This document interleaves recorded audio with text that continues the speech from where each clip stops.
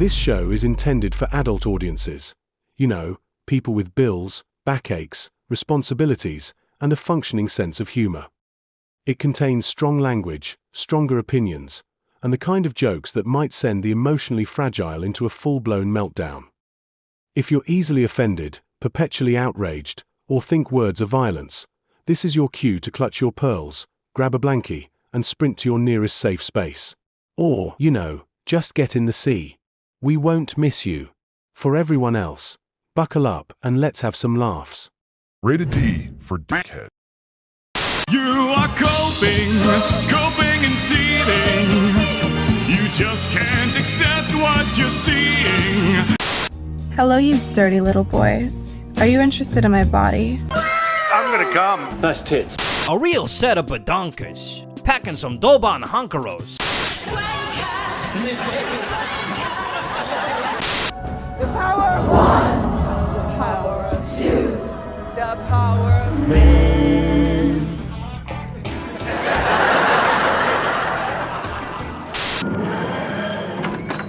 What's going down, babes? Show me the lovin'. Silence! You are too gay to be the doctor. I'm wonderful, and I'm the most amazing person in the universe. Exterminate!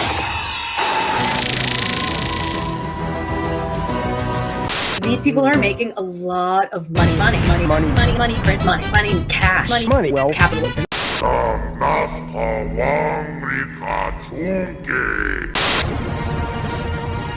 You're watching Will of the Fans! Let's fucking go! I'm afraid I've got some bad news. Bad news.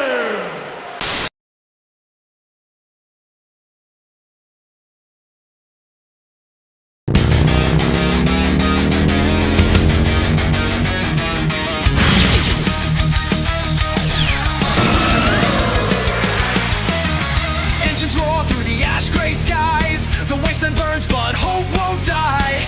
Every screen's a twisted lie, built to break us, make us comply. They poison the heroes, rewrite the tales, turn legends to dust, leave us frail. But we're not done, we won't bow down. Through the wreckage, we'll take the crown. Steel hearts ignite, fire in our veins. Freedom's calling, breaking the chains. They can't erase what we already know. HyperDrive now, let's fucking go. HyperDrive time, we're burning the night. Blazing through shadows, our stories ignite. Will all the fans come ride with me as we laugh at foolish hypocrisy? HyperDrive time, it's now or it's never. As long as they rule, it fucking go forever. Forever. Oh, forever. Go forever!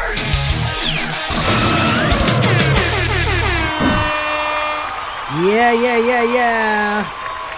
Hi, everybody. Well, hey, let's fucking go. Hello. Welcome back once again. It's good to see you. And straight out of hell, of course, it's me, W-I-L-L, Will of the Fans. My name's Will, you know the drill. And it's drive time somewhere, which means it's hyperdrive time everywhere. So, ladies and gentlemen, and nothing in between, welcome back once again to another voyage of discovery, racing through the wastes of the internet to the further reaches of sanity, on a never-ending quest to rid the universe of absolute bollocks. What the hell is even that? As yes, there is bollocks everywhere and it needs to be cleaned up. It's a dirty job, but someone's got to do it.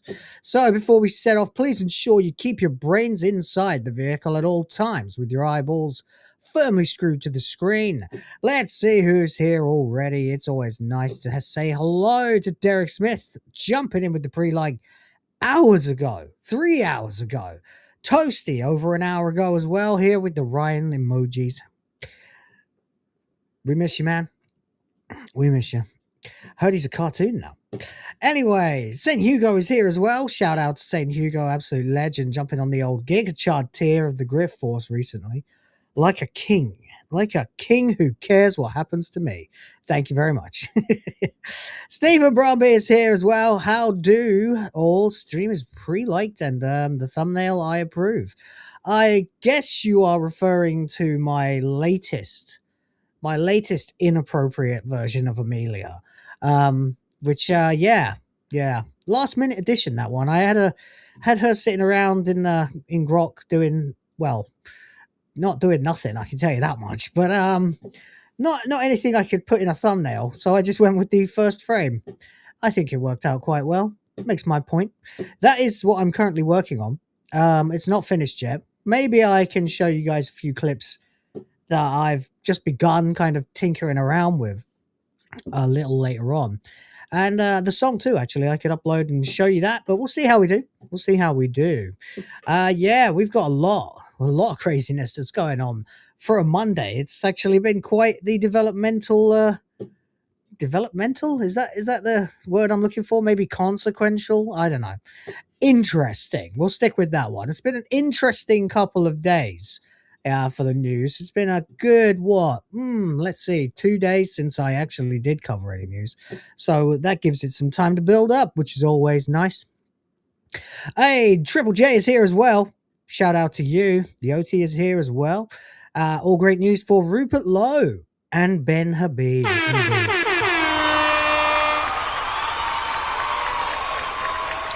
Yes, certainly. Very impressive indeed.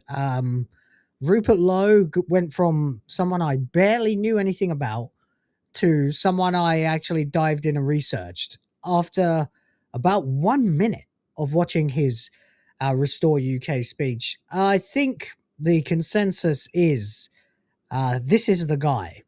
This is the guy. This is the closest thing the UK has had to a Trump. A rich guy, a businessman, and someone who actually lives what he's talking about, or has lived what he's talking about. So I expect them to start trying to call him a rapist anytime now. But they've already tried to do lots of things to this guy. It was kind of interesting to see how Reform reacted, and now Reform is... I'm not sure what their goal is, whether it's to end up on Wanker of the Week on Thursdays on this channel or what, but every move they've made just made Rupert Lowe look more justified in what he's done. And shout out to Ben Habib for realizing immediately that Rupert Lowe was the guy. In fact, I think that was the plan for Advance UK beforehand. So, I mean, all good things. The only slight question would be whether or not this then divides the right to, because obviously the Tories are not involved in that. They aren't right. They haven't been right for 20 years. Maybe longer, actually. But, yeah, whether or not it divides the right and then therefore hands Labour a majority again. But I think, you know, with the fact that Rupert Lowe's initial post got 28 million views in like a day, something tells me this is making the right noise, pissing off the right people, and yeah, I think it might end up absorbing a lot of castaways to create something new and special. Ultimately, it's on the people. So if you think this is the thing, get out there and share it. Either way, yeah, I think this is the guy. I think this is the man for the job, if you want my gut feeling. I was listening to that speech after dropping my kid off at the bus stop in the middle of the night, well, the early morning, and I was like, whoa, this guy is not like, he's articulate, he's intelligent, obviously, he's done his research, he's lived a lot of the research, they're doing their independent inquiry into the R gangs was a very clever step, and kind of forced change in the government. So I'm just looking forward to seeing what happens, and I'll be sitting here supporting him. Definitely. Doesn't give me the same ick factor that Farage that I've had to sort of suppress to support Farage. So that's nice, you know. Let's see how it all goes. Anyway, yes, Oti, great news for Rupert Lowe. And Ben Habib, indeed. Anyway, then we go on. Who else we got here? Let's have a look. Wow, you guys are really chatty. Sardoc is here. Moo. Yes, we have got a wild David Jaffe re-emerging once again from the lolcow dairy's depths. Once again. But there's an interesting twist this time, I think, anyway. If what I've read so far is any indication, there may be more than one side to this. We'll see. We'll see. Right, Valkyrie's here. Hello to you too. Shout out. Please, appreciate you being here. Absolute legends. Every last freaking one of you guys. Thanks for being here already. I know it's a strange time for a lot of people, but hey, it's one of the only times I can find when there's no other motherfucker streaming. So, except I guarantee if I were to go to my YouTube right now, I'd find at least 3 of my friends are streaming. So, because I swear to God, they follow me. But there you go. Anyway, appreciate you guys for being here. You're absolute fucking legends. Let's have a good one. Let's talk about some crazy shit that's going on in the news.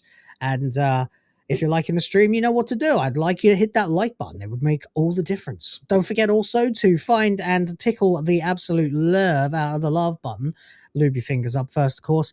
You don't want any friction burns. And that would really help to get more people to realize that we're over here trying to save them from their insanity. But yes, beyond that, there is only the usual. We have a limit goal. I would like to fill it up. What's happened? I've been full of muck today. Excuse me.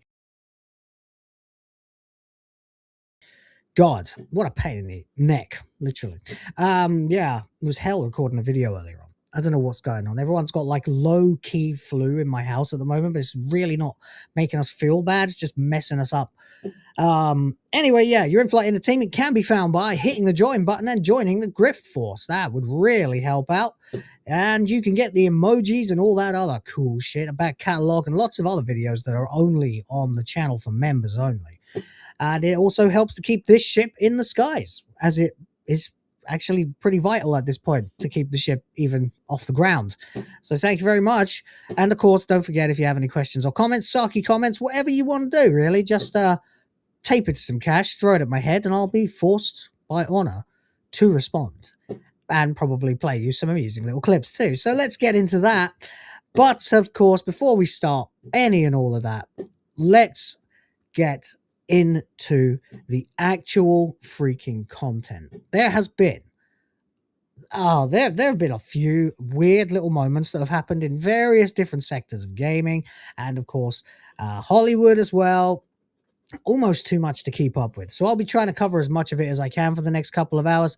And of course, if you help hit the limit, I will go even longer. We might even play Jackbox. We'll see if we can get the goal. Anyway, before that, of course, before I get into the topic, I need to just say shout out to Saint Hugo, gift him 1 for the Griff Force, and the princesses. Thank you so much. Appreciate you, buddy. That's really cool. Thanks. Help me create the future of the white race.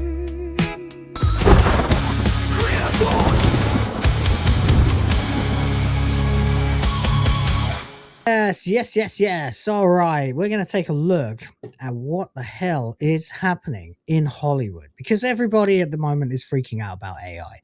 Everybody knows that everyone is freaking out about AI, and yet none of us are freaking out about AI. Why is that?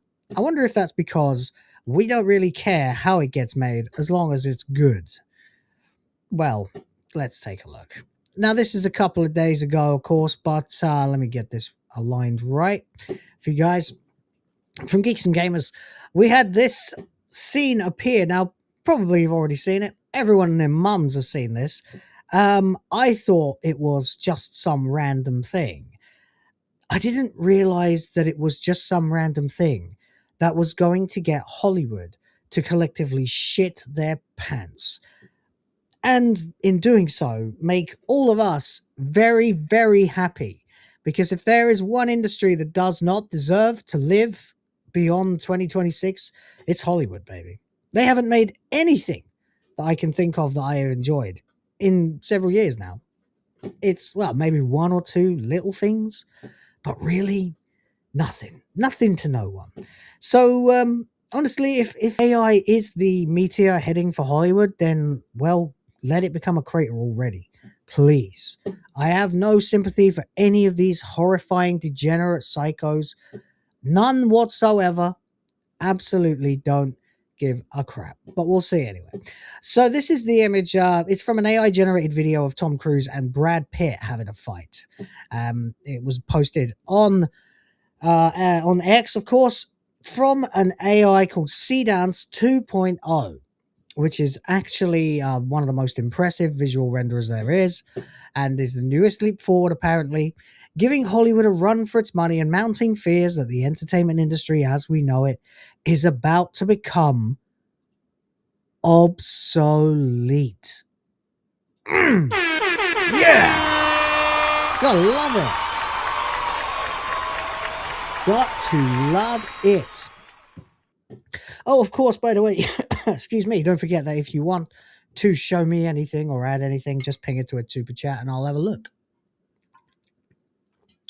Apologies, like I said, I've got all this muck going on at the moment and I'm going to have to just keep pounding water, but we'll see. Anyway, Seedance 2.0 is a text video AI program from the Chinese technology company ByteDance. Oh, no.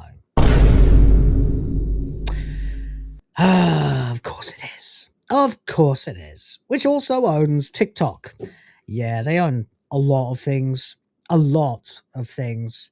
I'm pretty sure, is it? No, that's Tencent that owns WeChat. The app that does absolutely everything for the Chinese, even lets them pay their bills. But yeah, according to the website, Seedance 2.0 users can combine images, videos, audio, and text to generate cinematic content with precise reference capabilities, seamless video extension, and natural language control. There's a lot of talk on the website about endless possibilities, the usual stuff you'd expect to hear from new tech like this, but seeing it in action is revelatory. There's this clip here that was made of Superman fighting Darkseid, which is... Oh, let me get my sound set up properly. I haven't done that. I usually do because I've got guests, but today, nothing. Let's do it. Here we go.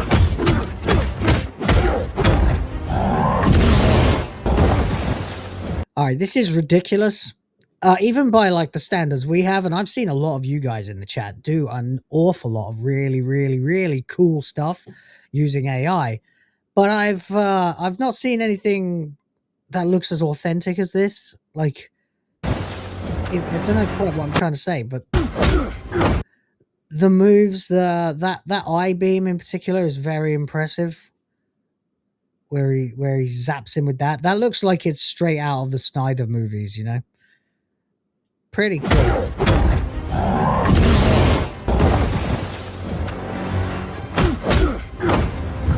And of course, by the way, it's Henry Cavill. Let's not forget that. Because there's a lot of people who, like me, feel like, no, I do not want any more from Zack Snyder, please. But I would absolutely be willing to watch plenty more of Henry Cavill, as he's a very, very, very good actor. I see Sardok is appreciative in a whole other way. Good for you, bud.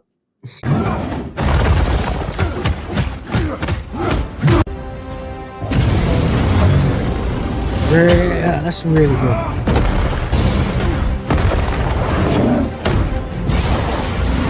Got a couple of other things in between this, like cross edit with something else, split edit, and you've more or less got yourself, more or less got yourself, should I say, a believable fight in a movie.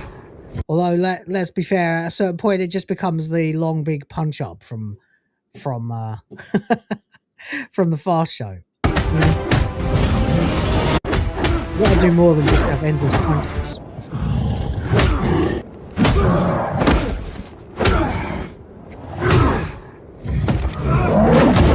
Oof. Brutal, buddy. Brutal. Anyway, that is really cool and has been very well received, along with, of course, the Tom Cruise and Brad Pitt fight. But now it's just showing what people can actually do. Not only is the concept fun, the lost showdown between Superman and Darkseid fans of Zack Snyder's DCEU never got to see on the big screen, but it looks fantastic and shockingly realistic, seemingly miles ahead of any AI technology that came before. Well, that's because it's from China, who have accumulated an awful lot of power in the tech sector over the last 20 years.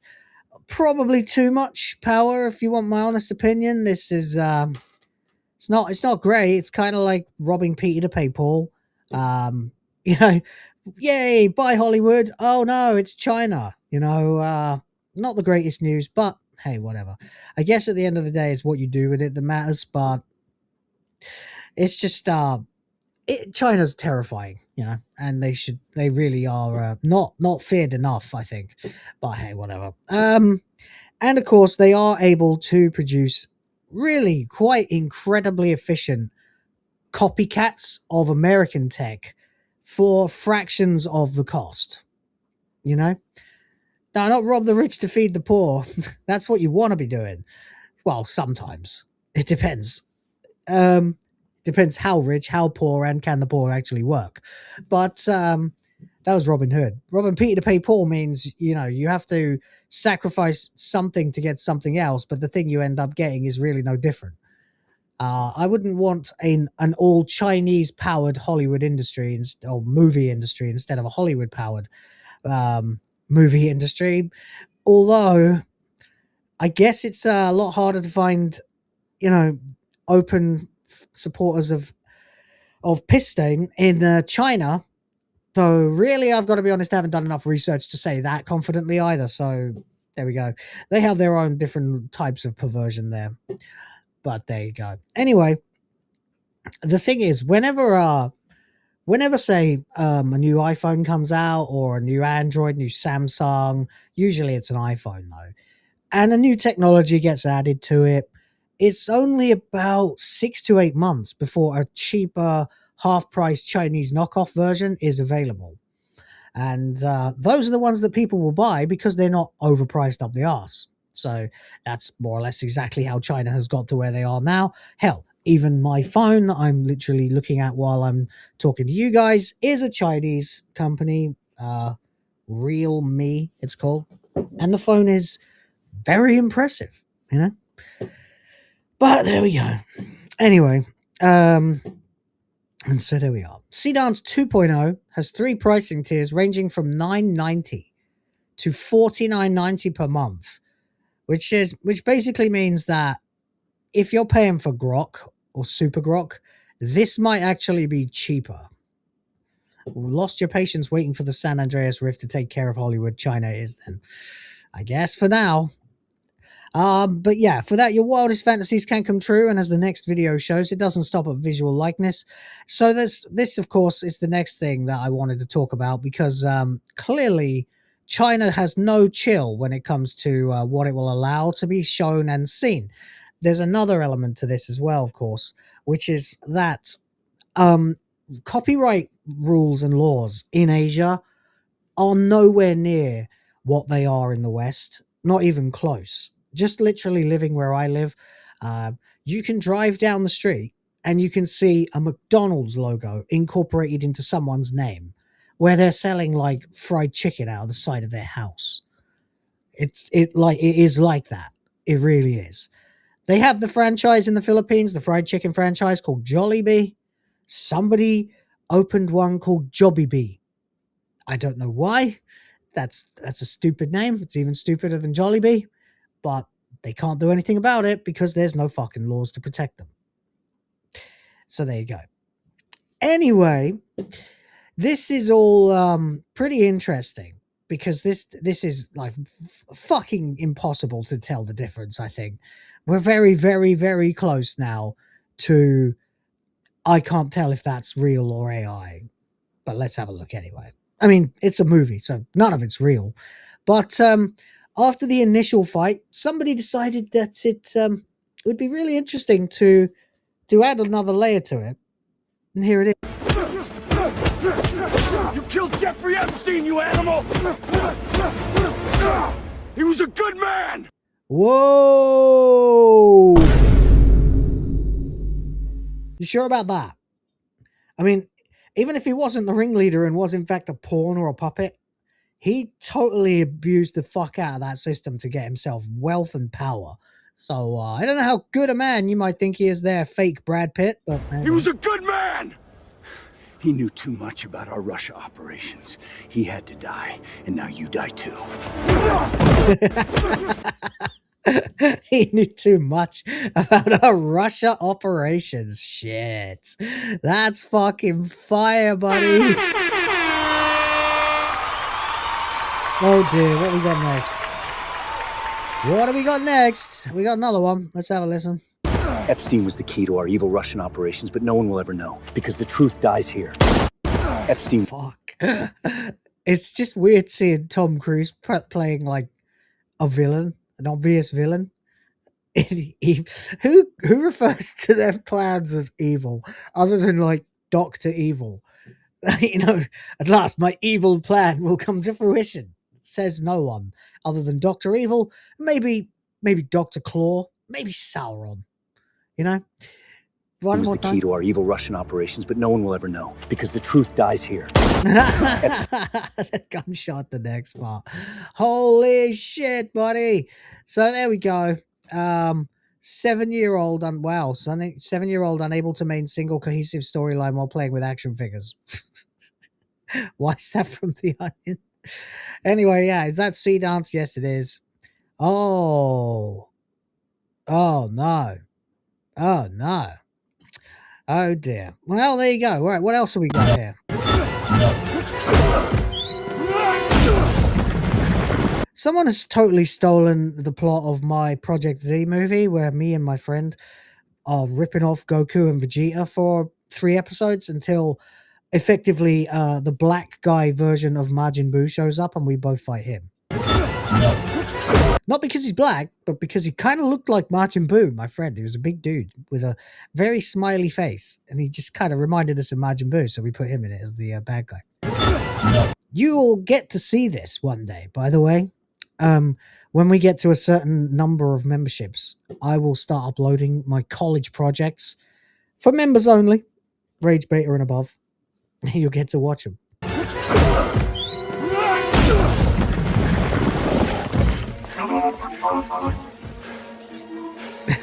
Brad Pitt and Tom Cruise put their differences aside to fight their common enemy, some robot or whatever.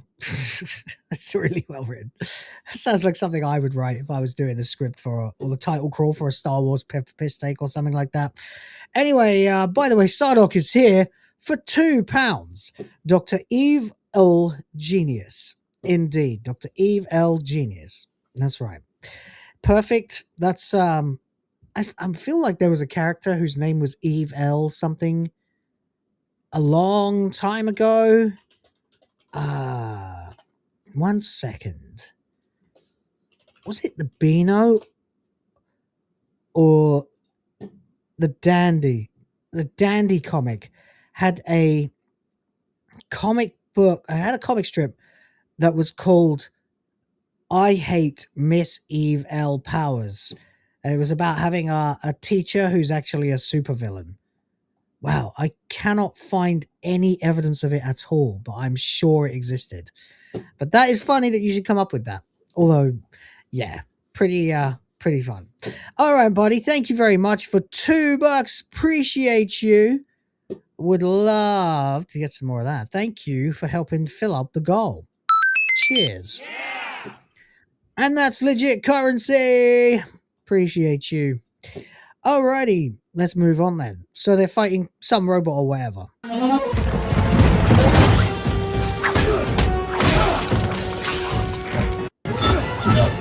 Perfect sync. Tom Cruise and Brad Pitt. When's the last time they were in a movie together?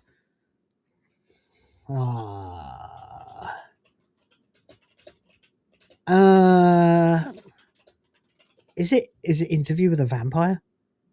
Is it actually Interview with a Vampire? Yeah, that's literally... Is that the only time they've ever been in a movie together? Wow. That's crazy. That's crazy. Tom Cruise and Brad Pitt can be in the same movie and it'll be full of action. Yes, well, that's most likely because of the AI clip again, yeah. God. There we go. Interview with a Vampire. That was the one and only time, apparently, that they've been in the same movie. What do we got here? Dude, I gotta be honest, this is pretty disgusting on many levels. I followed you 15 years ago, was rooting for your Space Whale film, and I'll continue defending your Mars zombie movie that I really love, but this fucking sucks. Fuck you. Grow up, buddy. The world sucks no matter what we do. We might as well be able to get some fucking laughter out of it, you dick. Can I scam people like that?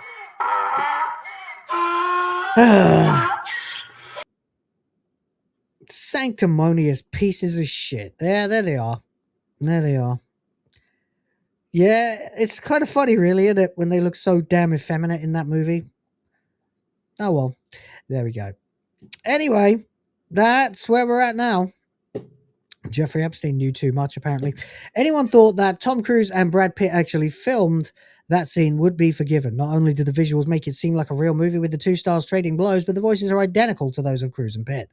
Everyday people can now create scenes this realistic with the likeness and voice of any actor mimicked so perfectly that it may as well be a Hollywood production. Rhett Reese, the co-writer of all three Deadpool films, shared a different Tom Cruise-Brad Pitt fight created with Sea Dance and predicted doom for his industry. Who is Rhett Reese? Rhett Reese? Is that like a rejected hero from the MCU or something? Fucking terrible. What a name. Awful name. Awful name. Let's have a look, though. Oh, this is the original, I think. This is the original clip. The OG fight.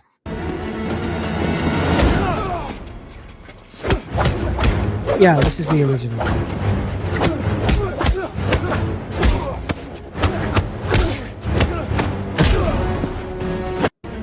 Yeah, that is really good. That is really convincing.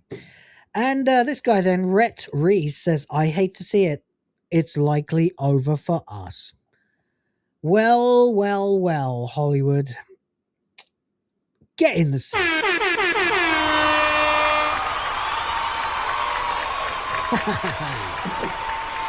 Yeah. I mean, what am I supposed to feel bad for them?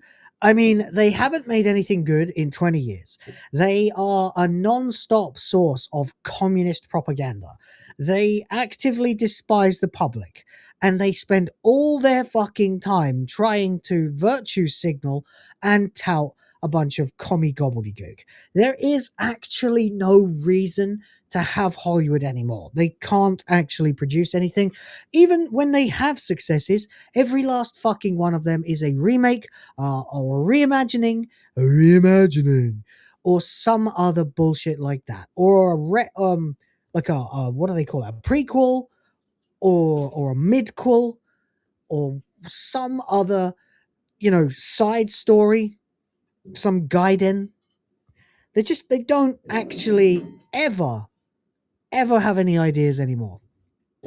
Get in the sea. Yes, indeed.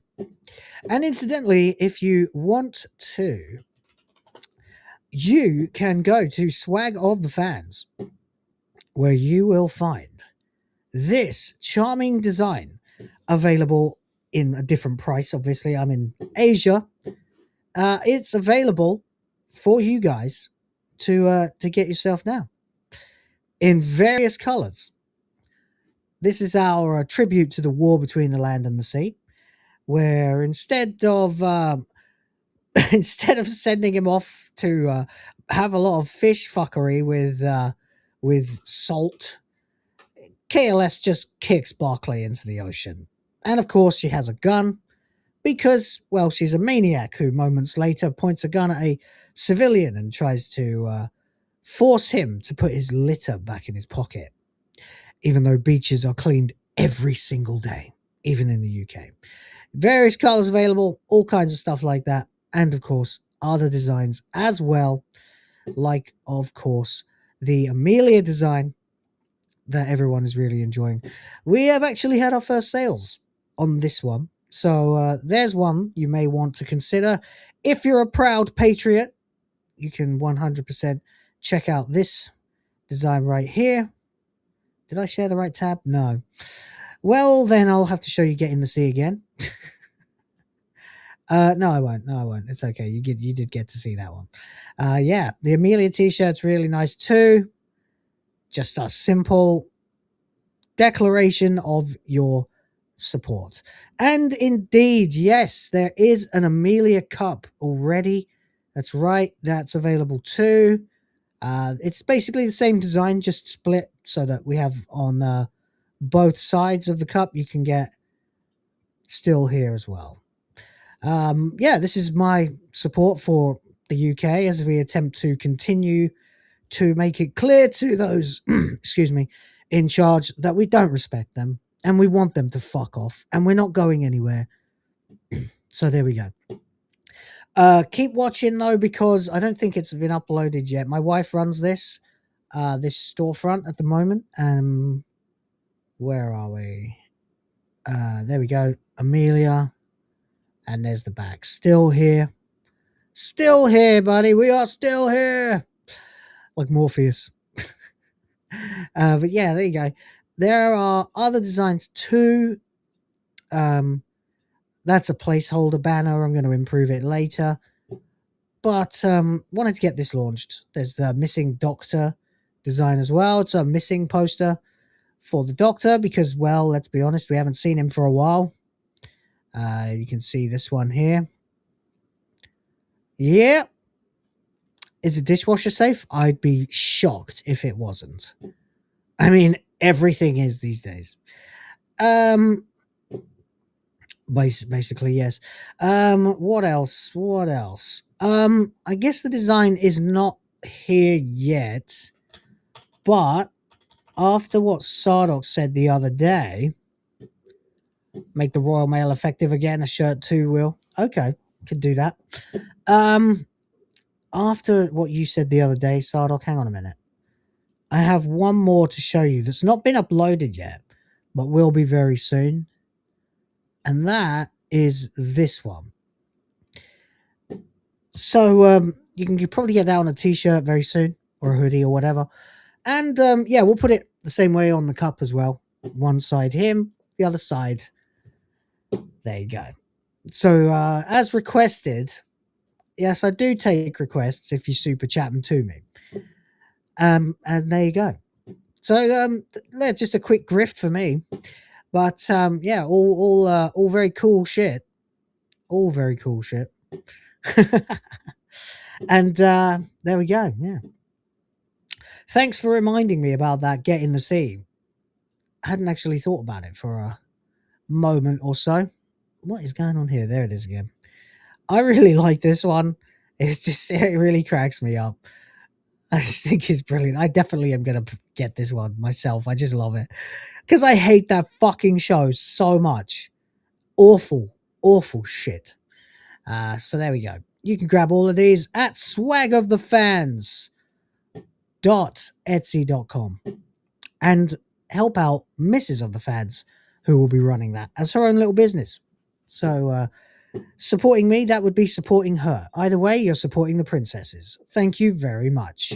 Appreciate you, that fish. Yeah, I know, the fish is great, right? I took the art and improved it, and then an AI adapted it, and then I added eyelashes. So it's just classic, man. I love it. Anyway, there you go. So speaking of AI taking over, yeah, well, I mean, I'm never going to pretend that I don't use AI to enhance my fucking work. It's a time saver and a half, you know. If it's like, well, I don't know if this is worth spending an hour and a half drawing. Maybe I'll have a look at a mock-up first and see what I should be doing. Yeah. Then I can see lots of visual representations of it. It's fucking amazing. Oh, there is one more design as well. I forgot to show you guys. I might as well just have announced this by this point because I was kind of hanging back until we had a few more designs so that there'd be a load of them for you guys to browse through. But since we have actually started doing sales on the site now, I figured it would make more sense to just fucking announce it, tell you where it is, and if you want to go and grab something, you'll be supporting the channel and me and my wife in better, bigger ways. So thank you very much. This one, as you might be able to tell, is one of the Whisper ghosts from Final Fantasy VII Remake that tried their damnedest to realign the story back to how it's supposed to go in the original game, only to get felted by you, the player, forced to kill them. so that you can then justify them changing the plot in the sequel. I found this to be incredibly offensive, forcing me to participate in the fucking warping of one of the best stories ever told in a video game. So this is effectively me saying that the hero of the story really are the whispers and canon matters. So there you go. That's the last one there. If you're interested, guys, that is available. All of it is available now, live at Swag of the Fans. That is the store we will be selling merch from going forward. The stuff that has my personal logo and design on it, that's going to be probably still on the Teespring store, because this is not really about me. It's about designs that you can buy on t-shirts and things like that are not at all anything like the overly cutesy safe space crap that you see on other sites like this. I'm not interested in that stuff. I don't want stuff that looks like it's corporate sponsored, like it rolled off some sort of corporate safe space. No, we want designs that represent actual fans, actual opinions, for better or worse. So that's why I'm also taking requests. Anyway, there you go. You can take a look at that at your leisure, and I'll stop grifting now. Because we have already received 5 more memberships for the Grift Force from Smegheads. Thank you very much, legend. Help me create the future of the white race.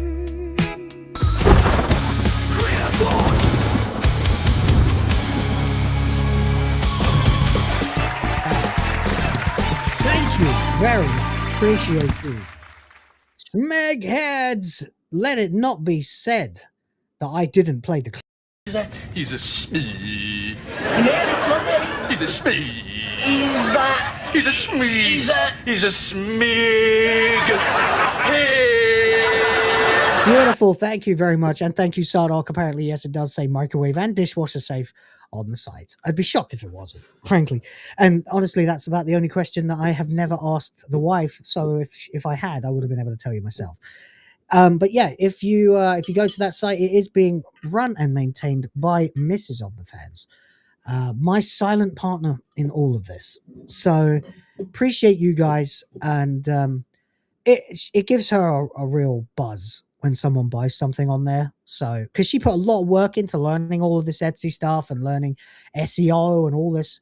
All I'm doing is making the designs. The rest of it is entirely her. It's nice for her to have some income to contribute as well. It makes her feel good, and that's beautiful. Love it. All for it. So thank you very much, guys. Anyway, it's not just AI that's fucking with Hollywood. Disney's done, buddy. Disney's done. You got a new CEO, and just in time for it to mean absolutely fucking nothing, because you're going to be done in 10 to 15 years. Done, buddy. Disney has been censured in the UK. Okay, right. This is one of those topics where I've gone and read the headline and like the first sentence, and that's it, because I want to be surprised. Very much like when Ubisoft closes a new department, or there's a massive strike outside Ubisoft offices in France or whatever, and I'm like, okay, yeah, let's go, take down the company. And then I read a bit further and I realize that everyone's an arsehole. And everyone on both sides of the argument are complete and total cuddle cows. So we'll find out just exactly how fucked this is. But who will I be rooting for? We'll find out, I suppose. Disney censured in the UK over inappropriate and disturbing content. Elle Fanning. Elle Fanning? Who the hell is Elle Fanning? Is she related to Dakota Fanning? I remember Dakota Fanning. Dakota Fanning was the little girl from War of the Worlds, but that was 20 years ago. Are they like sisters then or something? Is it one of those things? Oh, yep, there they are. Yeah, they are in fact sisters. Huh. They do look alike, so fair enough. She does not look like what I expected her to grow up to look like, Dakota Fanning. But there you go. Still doesn't look bad, just surprising, I suppose. A little surprising. Anyway, Elle Fanning as Thea and Demetrius Schuster Kolawa Matangi. Hakuna Matata to you too, buddy. As Deck in Predator Badlands. from Disney 20th Century Studios. Disney has been censured by a UK regulatory body. Who am I going to side with? Who am I going to side with? The mouse or the louse? Which one is going to be the worst? Gesundheit? Thank you. Yes. Hakuna Matata. Yeah. Yeah, that's right. Anyway, just makes me laugh there. In order to say Hakuna Matata, you have to say an ethnic slur, you know? Just like when you say Arnold Schwarzenegger. Anyway. But not for the many things that may immediately spring to mind. It was censored for a Predator Badlands digital video poster. The digital video poster features a familiar image from Predator Badlands, one that was used in the film's trailers in the US Deck?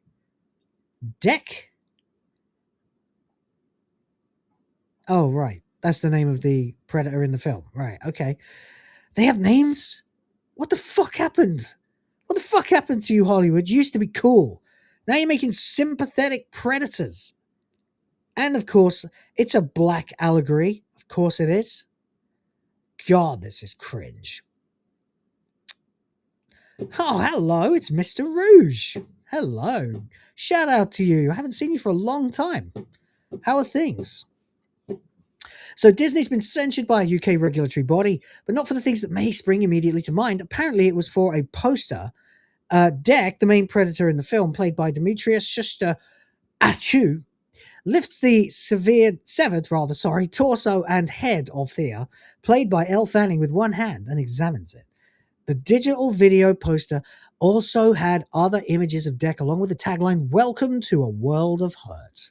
It is clear in the image that Thea is an android or synth, since her exposed spine is made of metal, as are other parts of her seen in the trailers. What is this shit? What is this shit? So she is an android, a synth. Okay, so she can be put back together then, basically. And this just looks like, yeah, it looks like Mortal Kombat in 1992 or 1994. But either way, it's not that bad, is it? And I'm just gonna do a quick check here, right? Just a quick check, guys. Shout out to Mr. Rouge being here, by the way. Lovely to see you again. Hope you're doing well. Let's see. Predator Badlands, you say? Okay, Predator Badlands. Age rating. PG-13. PG-13? For a Predator movie? Hang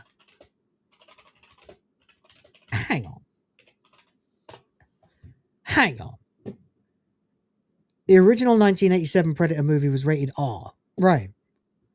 Predator Badlands rated PG-13. Jesus Christ. They're just so scared these days. They're just so scared.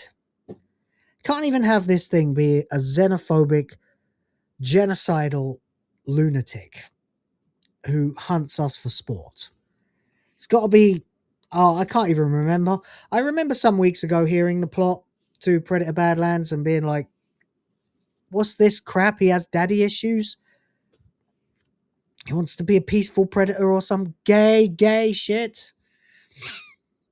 The Port Rouge says, good. Trying to find a schedule that will please the majority of people. Been on vacation mode since I became blind, LMAO.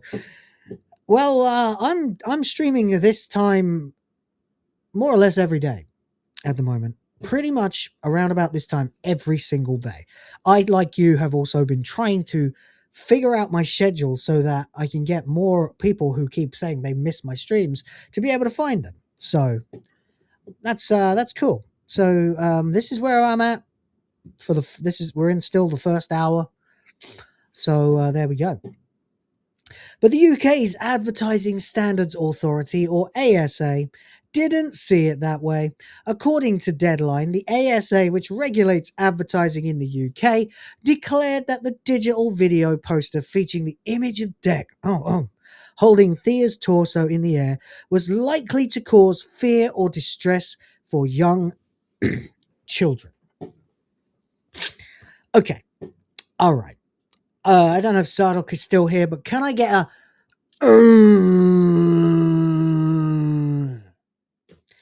because this is weapons grade retardation. Look, hang on a second. I'm just gonna check something quickly. Yeah, okay. Here we go. I don't know if anyone else here is a One Piece fan, but I am. Specifically the manga. The anime is fine too. Not so keen on the live action, especially after revelations of casting. But if you are, this is your bedtime, I start streaming at more or less the same time as your bedtime, well then you'll be doing not much and you'll be able to watch till you fall asleep. Well, I say watch. Sorry, mate. But you know what I'm saying. You may be familiar if you have ever seen One Piece. That we have a scene, not just that scene, a scene with a certain bad guy by the name of Sir Crocodile, who no doubt you will remember if you are a One Piece fan, as he's one of the most important and instrumental villains in One Piece really finding its formula as a series. The Alabasta arc that will make up the third series of the live action and part of the second series is in fact quite brutal in places. Sardoc for £2, thank you, says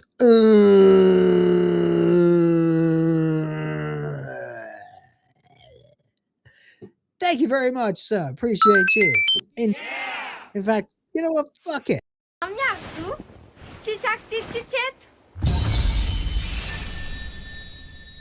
Yeah. Thank you so much, buddy. I need all the support I can get at the moment. Things are times are tough. So there we go. But anyway, let's have a look then. So this guys, I'm just calling myself a skeptic here. I want to know what you think. By the way, Groofus for 99 cents of a drooling face super sticker, always to go perfectly back to back with the correct. Absolutely. Got to do a drooling face emoji. Right now we just have the RTD emoji, the RTD one, which I can again share. Quote unquote Russell T Davis. But yeah, once again, let's get back to that image. Where is it? Here it is. Now, I'm sort of surprised. I don't know how many people never thought of at least starting the stream. Way to go. Well, there you go. It's good that you're here, man. Appreciate you. Anyway, what was I going to say now? I can't think. This is what always happens when I get a super chat. Even if I ask for it, I'm completely distracted. You only heard mumble, titty tits. Yes, well, that kind of is the goal, buddy. I guess you haven't been around for a while, have you? The actual reality is this chick is from Madagascar or whatever, and whatever she's saying, it means like, come at me, bro, or whatever. But unfortunately for her, it sounds to me like she says, I'm not soup. Do you suck titty tits? So I put that as subtitles. And that's what she...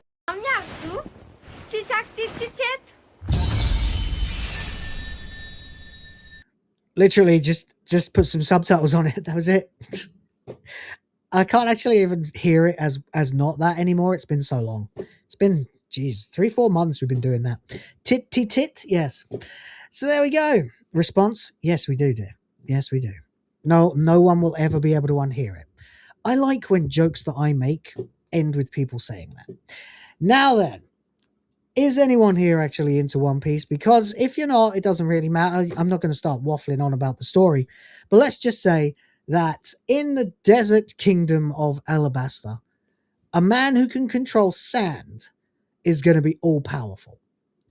And so, in his first fight with this guy, Luffy gets his ass fucking handed to him.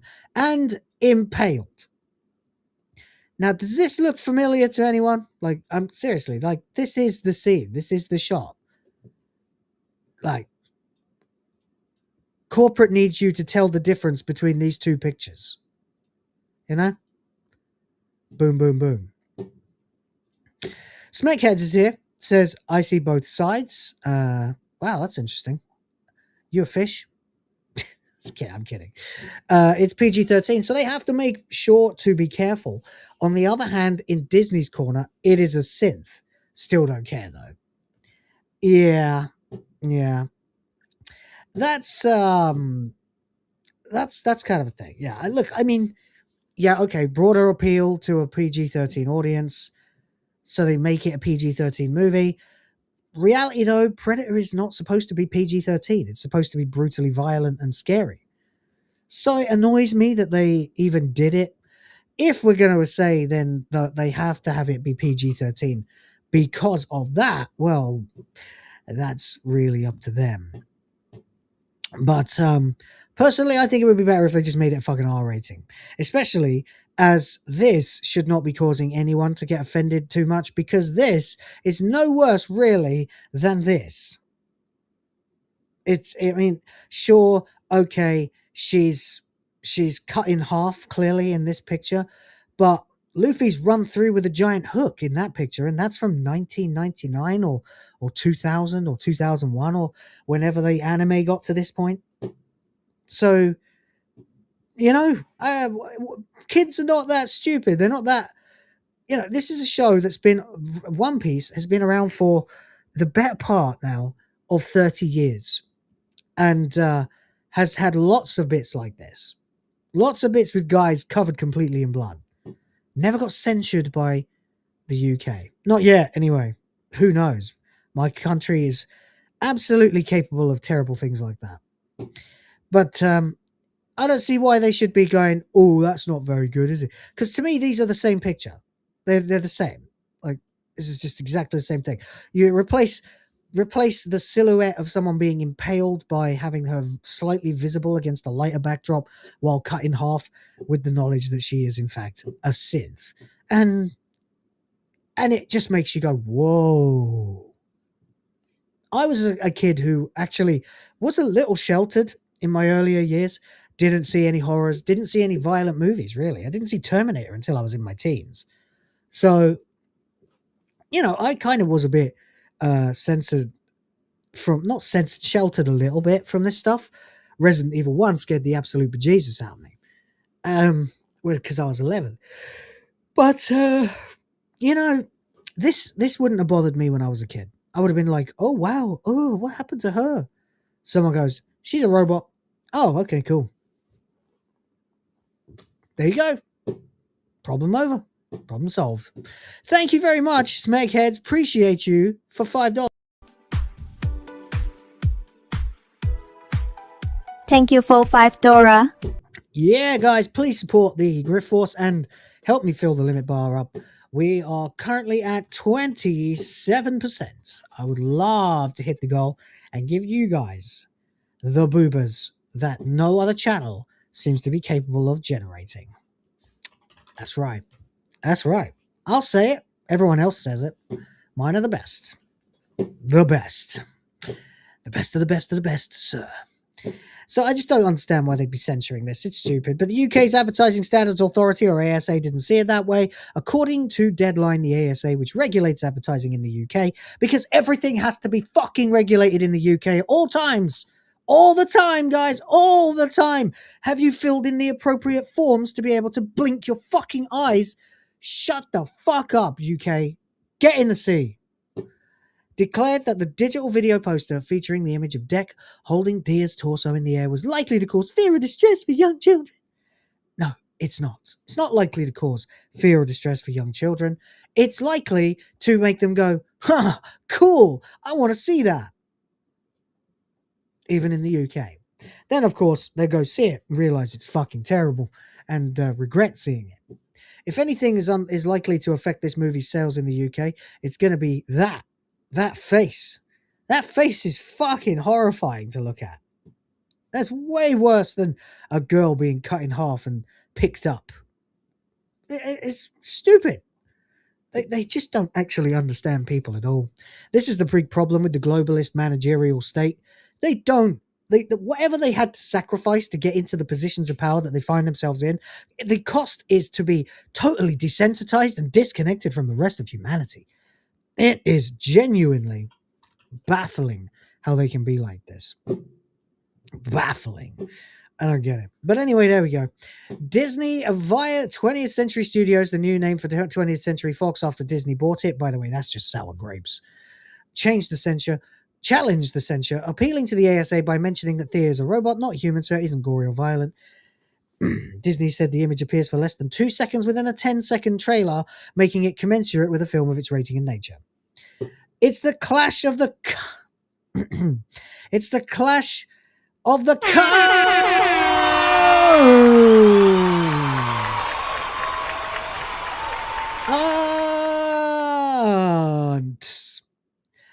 as we attempt here to see what's going on.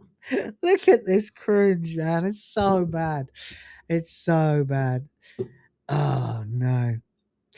What's that? Best Blind Life Is Not Here gave me an idea that I've been trying to bring to nothing but the perfect solution. This will be a long message, but everyone will enjoy. Okay. How are you going to do it? All right. That response appears to be the end of the conflict. Disney replied to the ASA by saying the company takes its responsibilities to the audience very seriously and strives to work closely with partners to meet the required standards. Yeah, but the thing is, buddy, that the required standards are so sterile and unhuman that no one can relate. No one understands. You are out of touch with reality to the extent that I can barely believe you exist at all, that anyone would even allow this body to come together. But there you go. Smackheads for Australian $2. Thank you very much, buddy. Appreciate you and the continued support.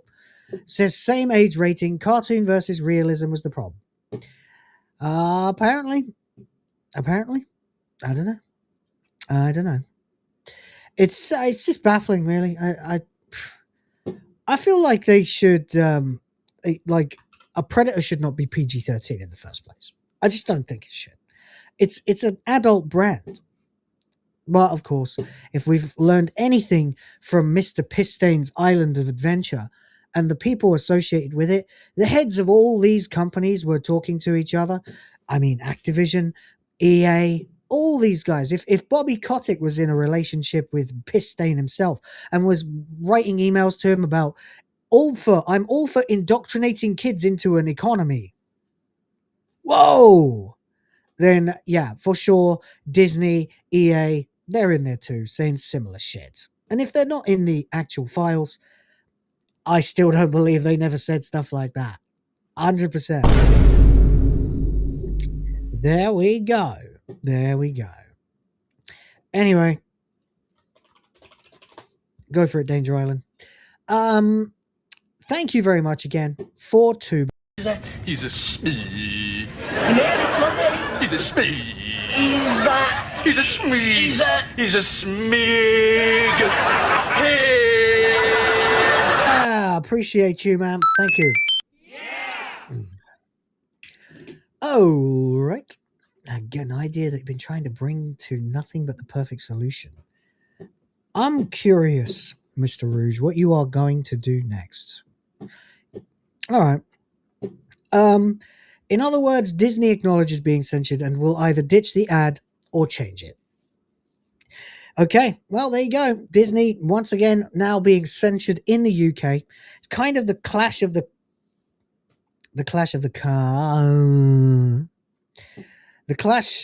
country cows. There you go. That's about the only way I can say it, guys. Sorry, but it's YouTube. I would go on Rumble, but I mean, it's taken me this many years to get to this point. Disney's Snow White remake, then. Let's talk about that. We of course found out this news not that long ago. That it turned out that the actual budget was over $330 million. Which actually, to be honest, still sounds a little low for me. But it does mean that the movie lost Disney $170 million. Oof. Oof. Oof. Film Threat, very good channel. Should be supported by everybody. Reports on the true losses from Disney's recent live-action remake of the classic Snow White. Now that the numbers have been revealed via Forbes. If you'd like to check out the video, you can, but we're going to go over it anyway. The actual budget. The film filing showed that the film was forecasted to be over the production budget with costs of £271 million, which is $336 million. Comes as no surprise as they relied heavily on CGI, particularly for the animals and the Seven Dwarfs, the latter after Peter Dinklage make a fuss about little people in Hollywood. However, the disaster didn't stop there. Rachel Zegler, of course, likened Prince Charming to a stalker, said it's no longer 1937. The CGI dwarves look terrible. We've got the weird line, which is why I created the clip from the intro to WTF Live, where Little Miss Free Palestine gets picked up by some Palestinian soldiers and run off down the corridor. It's quite a lot of fun, that one. I do enjoy it. And just in general, having clips like that is just a lot of fun for me. Just having things I can pull out like that if people drop significant support. And it got so bad that producer Matt Platt flew to New York to plead with the young actress to take down the Free Palestine post, which she refused. Holy shit. It only caused more awkwardness between her co-star Gal Gadot, who, as we know, is Israeli, but we'll not go any further into the weeds on that topic. Nah, there's no point. We've talked this to death a year ago. The point is, Disney also lost $170 million. Absolutely fucking crazy. Have your AI gent associate manga voices with respective characters. Then you have the same agent. I name mine Agent Smith Matrix narrate to your favorite One Piece arc. Priceless. That's actually a really funny idea. That's really funny. Agent Smith too. If it was Hugo Weaving and Luffy said, "Gomu Gomu no, Mr. Anderson." Interesting. Thanks for being here, Mr. Rouge. You're always fun. Anyway, there we go. In the United States, blah, blah, blah. You know what? You guys already know the drill. The whole point of this entire segment was to classify that Hollywood is fucking felted, that Disney is decimated. This is the dismal but destined decimation of Disney, you might say. And it gets an interesting twist, one that I'm quite happy about. See, as a result, I think of all of the fuckery lately between, movies bombing, actors being told to shut the fuck up on Twitter, careers getting absolutely wrecked and felted, and now, a certain Mr. Pisstain, not to mention the fact that AI is going to replace them all in a matter of a few years. If years, to be honest. Why they're not using it themselves at this point, I genuinely don't know. But, is it enough for people to start to wake up and realize that they had better toe the fucking line if they want to continue to make money? Well, in the case of a couple of people, the answer is yes. And I was genuinely amazed. Kevin James, who's always been sort of Fen City based, and Michelle Yeoh, whose politics I have no idea about, quite pleasant to say, declined to discuss politics. A refreshing change? Well, I'd say yes. But let's have a look. Whoa! Kevin James is a skinhead. He looks like someone. Who the fuck does he look like? God damn, he looks familiar. Man, that is a toughie. I want to say Bruce Willis crossed with somebody else. Man, he should have always had a skinhead. Actually kind of suits him. Looks better than it does on me. My head's too round. Anyway, Amid stars like Mark Ruffalo, Ben Stiller, Billie Eilish. Did you see Billie Eilish, by the way, the other day? Did you see Billie Eilish on fucking X? This dumb bitch. This dirty, dirty, dirty gutter trash hoe literally did a gig, and she was wearing like lycra shorts or something and a thong, I guess, underneath, and she pulled the thong right up so that it went split between the between her lady lips, and then just danced like that for about a minute with everybody taking a look at her slit. And everyone was going, oh, no, I think she was wearing those panties with the fake silicone lips. I'm like, do you really think Billie Eilish would do that? First of all, it would probably look better if she did that. More, you know, sculpted, less of a gunt. And, but there we go. Good morning, America, indeed. Yeah. But there you go. You don't know who she is. Oh, God. She's been irrelevant to me. I managed to not know who the fuck she was for years as well, until finally she appeared at the Grammys, and she's the one who said, "There's no one is illegal on stolen land. No one is illegal on stolen land." I mean, technically, by that standard, everyone would be illegal on stolen land. But here's the other thing. Land is one of the few things you can't really steal. You can't really steal it unless you dig it up and move it somewhere else. What you can do is conquer and dominate the people who are living there, and force them off the land. You know, by virtue of might makes right, which from like 99.9999999% of human history, it did. Now, whether you agree with that or not, by modern standards, it's up to you, really. I'm not sure how I feel about it, to be honest, but it's history, as in there's fuck all you can do about it. Every single square inch of the United States of America was either conquered or bought. Whether it was a fair purchase, I don't fucking want to go into that. But it ain't fucking stolen. And it drives me crazy too. The amount of people who refer to land as stolen just because they don't like who won. And then, of course, this bitch has the temerity to say that whilst herself living in a $3 or $4 million mansion in Hollywood Hills or wherever the fuck it is. Not that far from fucking Hassan Piker, for that matter. But there we go. She's vile. She's vapid, and she looks like a straight up junkie. She looks like, you know, the girl who partied too hard at the party at 5 a.m.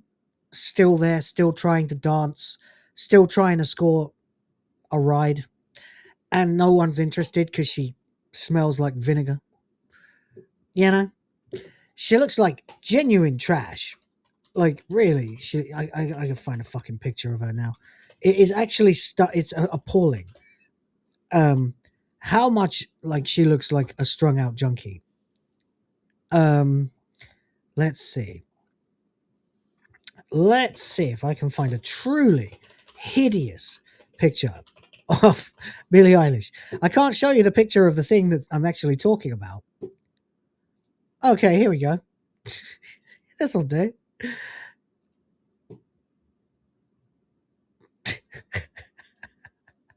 Billie Eilish, ladies and gentlemen. Billie Eilish. Yeah. She is mental. And she won't shut the fuck up about politics. Isn't she Irish or something? With a name like that, I'd be surprised if she wasn't. But there we go. Anyway, there we go. We're going to go ahead and talk about this for a little while, because I am interested to see what is happening as more and more celebrities start to seem to distance themselves from politics, which, by the way, is all we have been asking for a decade. Shut the fuck up and put the fake emotions in the bag. That's it. It's not hard. Just shut the fuck up and entertain me. Smegheads for Australian 5. God damn, sorry, my throat. I don't know what's the matter with. For Australian 5, James looked like Charles Bronson in that photo. That's who it is. That's who I was thinking. He looks like Charles fucking Bronson. Yes. Yes, Britain's most violent prisoner. And yet, for some reason, we're really proud of it. Also, Billy sent ice on an Aussie and got him deported. Hypocrite. Is that the guy who was asking to come and live in her house? Because they said that that's not what actually happened, but she basically called them and then his visa wasn't right or something. But if not, and it's a different person, I mean, she's a piece of shit anyway. She called the police when someone was standing outside her house recording a vlog about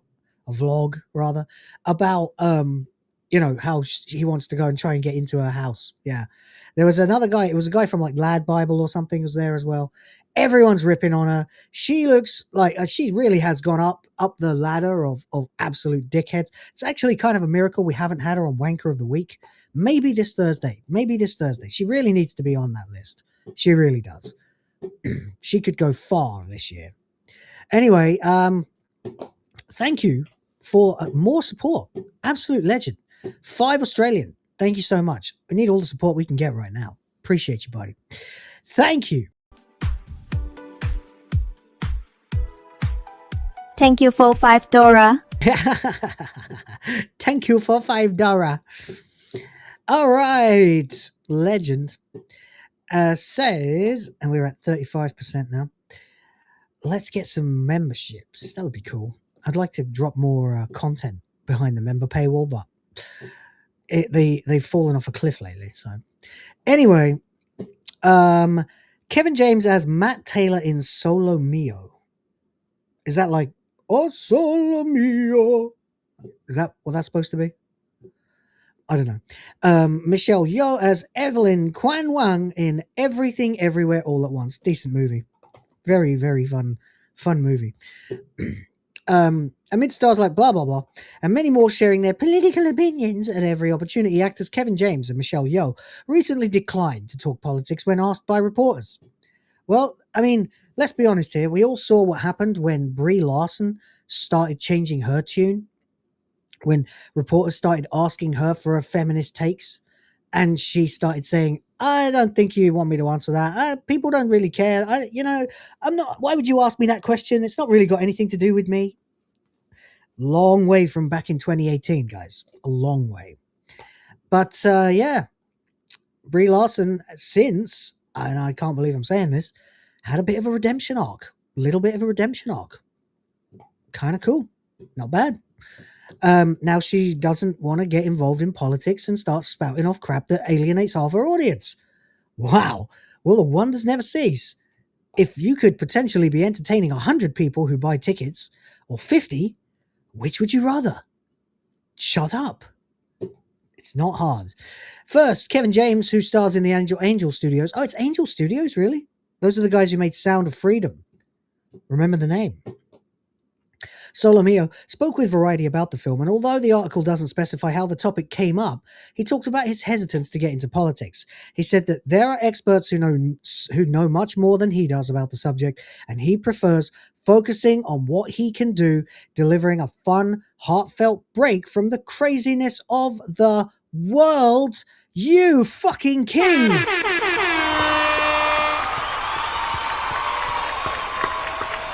Absolutely. Abso-fucking-lutely, sir. The correct take. 100% correct take right there. Amazing.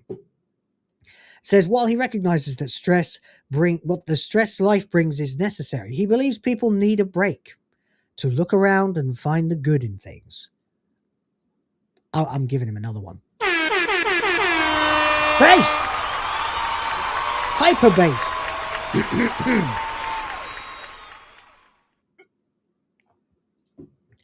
And he says he wants to help people have fun, have hope, and get a nice escape in their day. The trifecta!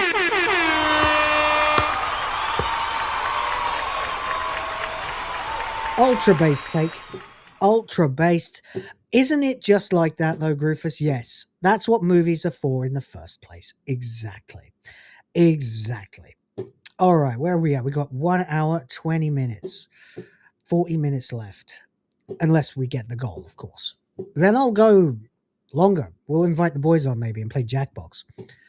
Otherwise, I'll go work on a thing that I'm working on for you guys. Which would be the Amelia Goonerific video.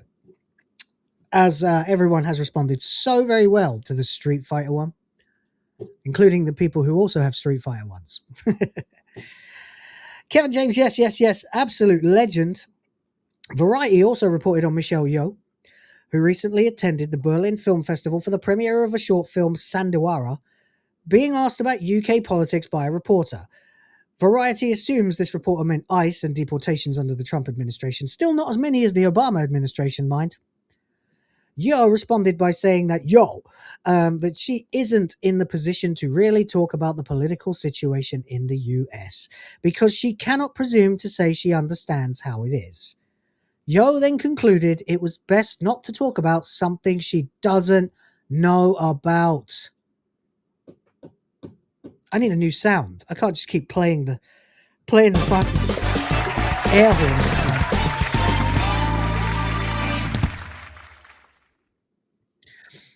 Amazing. Amazing. But there you go.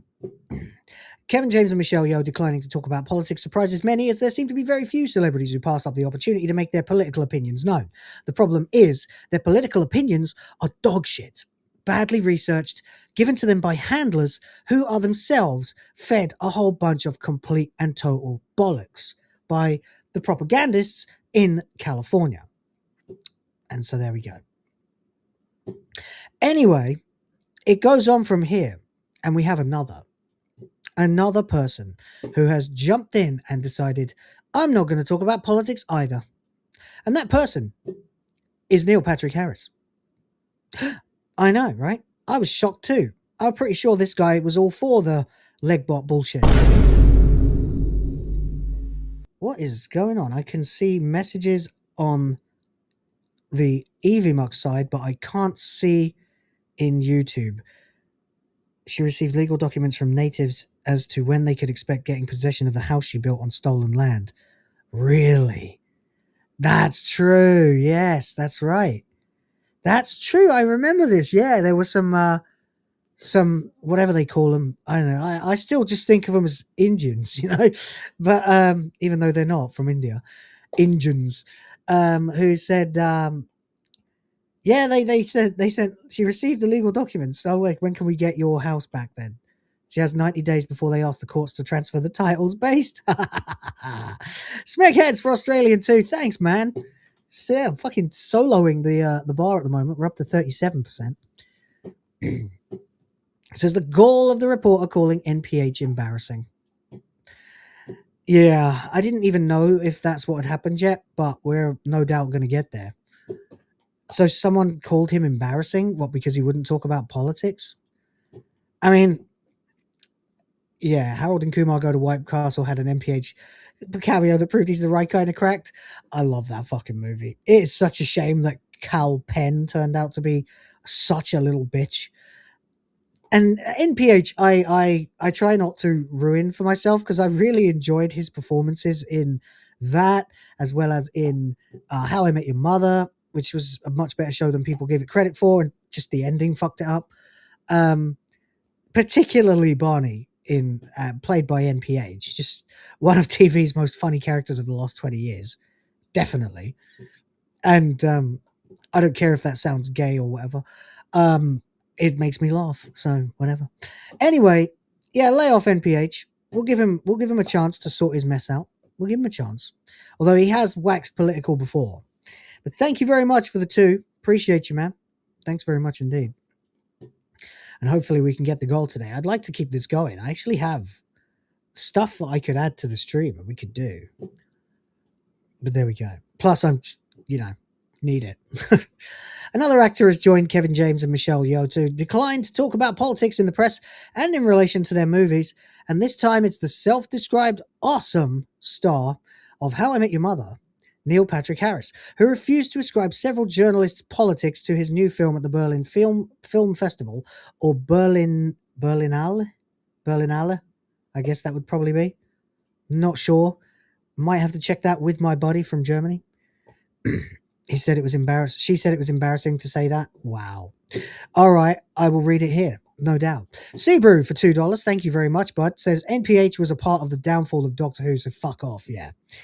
That's one of the reasons, yeah. The fact that he played the toy maker and then played him as a racist and then referred to him as a racist in interviews was not the best. And it probably didn't help. It probably didn't help him in his career, I would say, probably didn't help very much at all.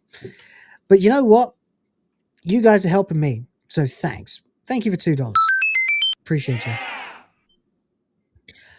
Oh, hell, play the clip.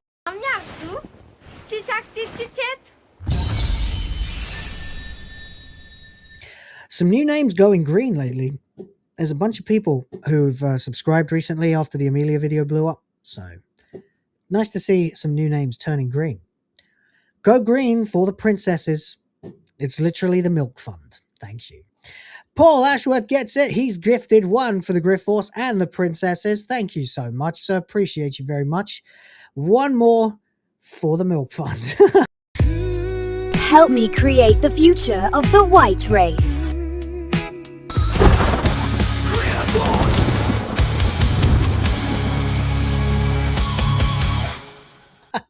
The fact that I get to play that clip on this fucking show is crazy. As previously reported, Kevin James, star of the new romantic comedy Solo Mio, said that he doesn't discuss politics, blah, blah, blah. Indeed. Yeah, he really does, doesn't he? He really does. Then Michelle Yeoh, of course. And then it happened again. Neil Patrick Harris, who became famous as a child star for Doogie Howser MD before launching an adult career. That is phrasing. Whoa. Launched an adult career. What? By playing a highly fictionalized version of himself in Harold and Kumar movies and doesn't he get shot in the back in the second one by a madam at a whorehouse with a shotgun? Pretty sure I remember him dying in that movie, but doesn't he come back in the Christmas one? I didn't see that one, but it would be weird if he wasn't there.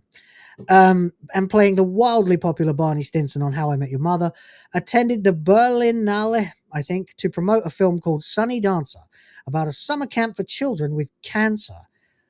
Oscar bait much? Not that that's a light subject at all. It's a very serious one. And also declined to discuss politics. Based is based. According to The Hollywood Reporter, Harris, along with the rest of the cast, including Bella Ramsey, I'm so tired of Bella Ramsey. And the film's writer and director, Georges Jacques, were asked if the movies could be political and fight fascism. Guys, fascism, everything's fascism. If you don't like a liberal, progressive, woke ideology and gender ideology and transing your kids, you're a fascist. Oh, shut up. You haven't got the first fucking clue what fascism is, you morons. It's fucking hilarious that you'd ask that to a person who's starring in a film in Germany as well. But there you go. Harris answered that because we live in a strangely algorithmic and divided world. He's more interested in doing things that are apolitical. He further explained that we're all, as humans, wanting to connect in some way, which is why we experience things together, like movies. Finally, Harris said that watching a film where you're caring about people, you're caring about the heart of what's happening. It's fun to be able to witness that without having to, process it through a contemporary lens. Another one.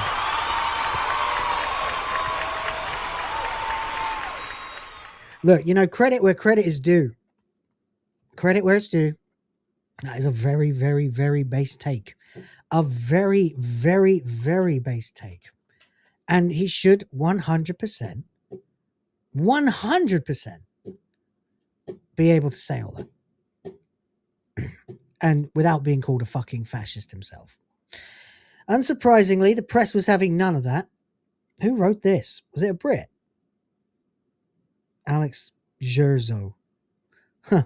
Just funny. That's a very British way of phrasing that. But whatever. One reporter told Harris, Jacques, and Ramsey that it was embarrassing to say that Sunny Dancer was not political because it's about cancer and lots of people don't have access to healthcare. They can just do it, can't they? They can just turn it into anything. Just healthcare. Fuck off. Mr. Rouge, hello, says, did you see one of Asmon's latest VODs he reacted to? Named like Who's to Blame for Amelia's Rise to Stardom. He was like, why should I react? Then guess who we see in the last 3 seconds? Asmon. Yeah. Was that in a normal video, or was that in the Million Amelia's video? Because that is a fucking great video. I've been trying to create a song for myself, and I went through several stages with this one, and eventually landed on one that I actually like. Finally. But as it stands right now, I haven't uploaded it. I could play it for you guys later if we can hit the goal. That would be cool.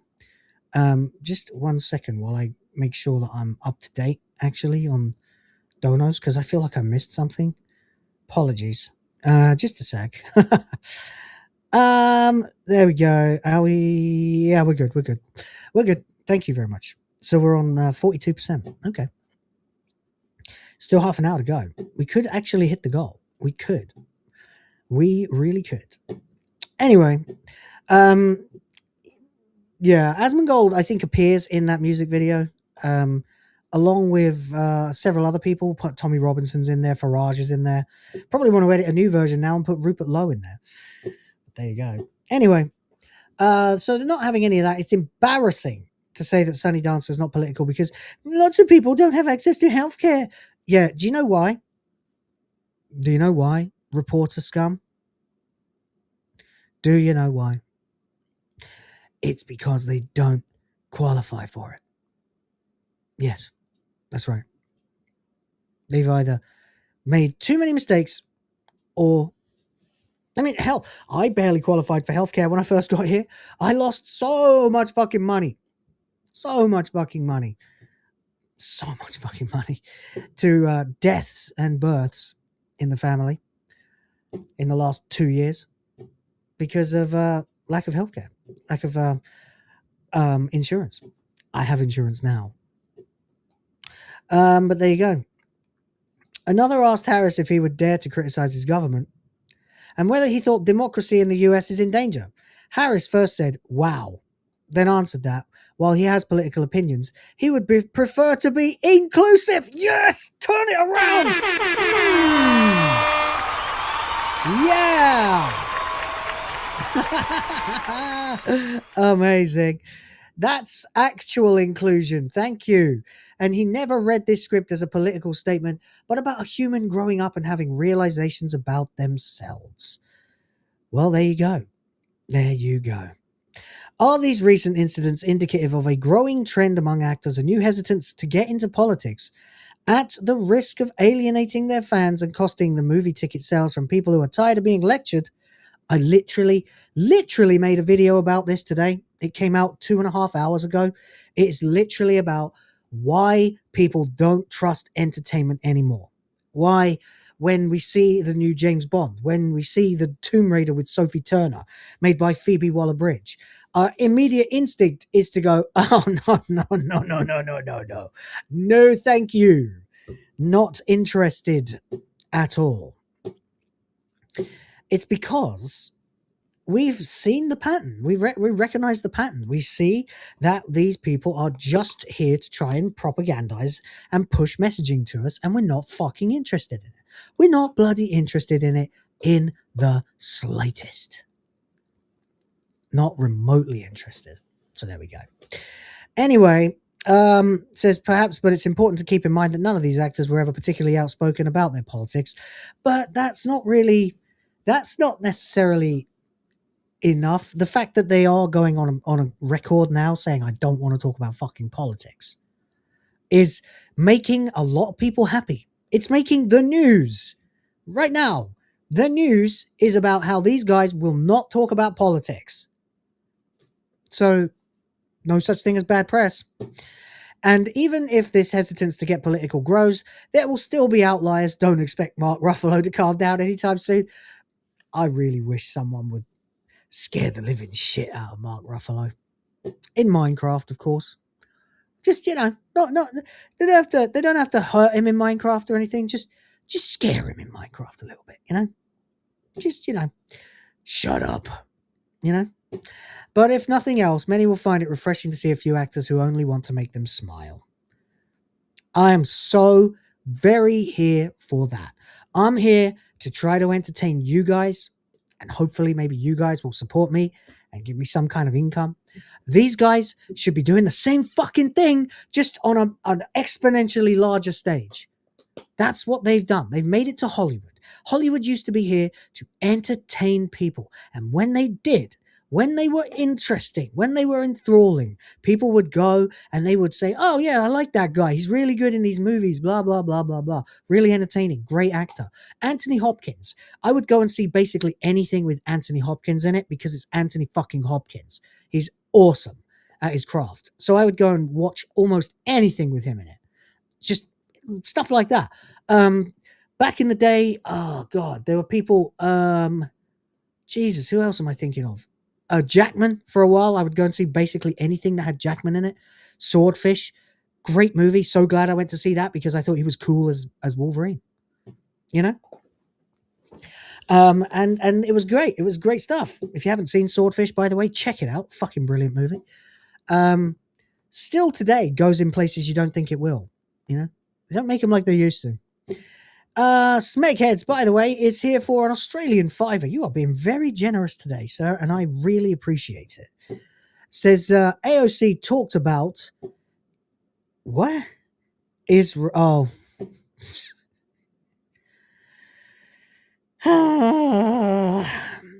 Israel genocide whilst in Germany.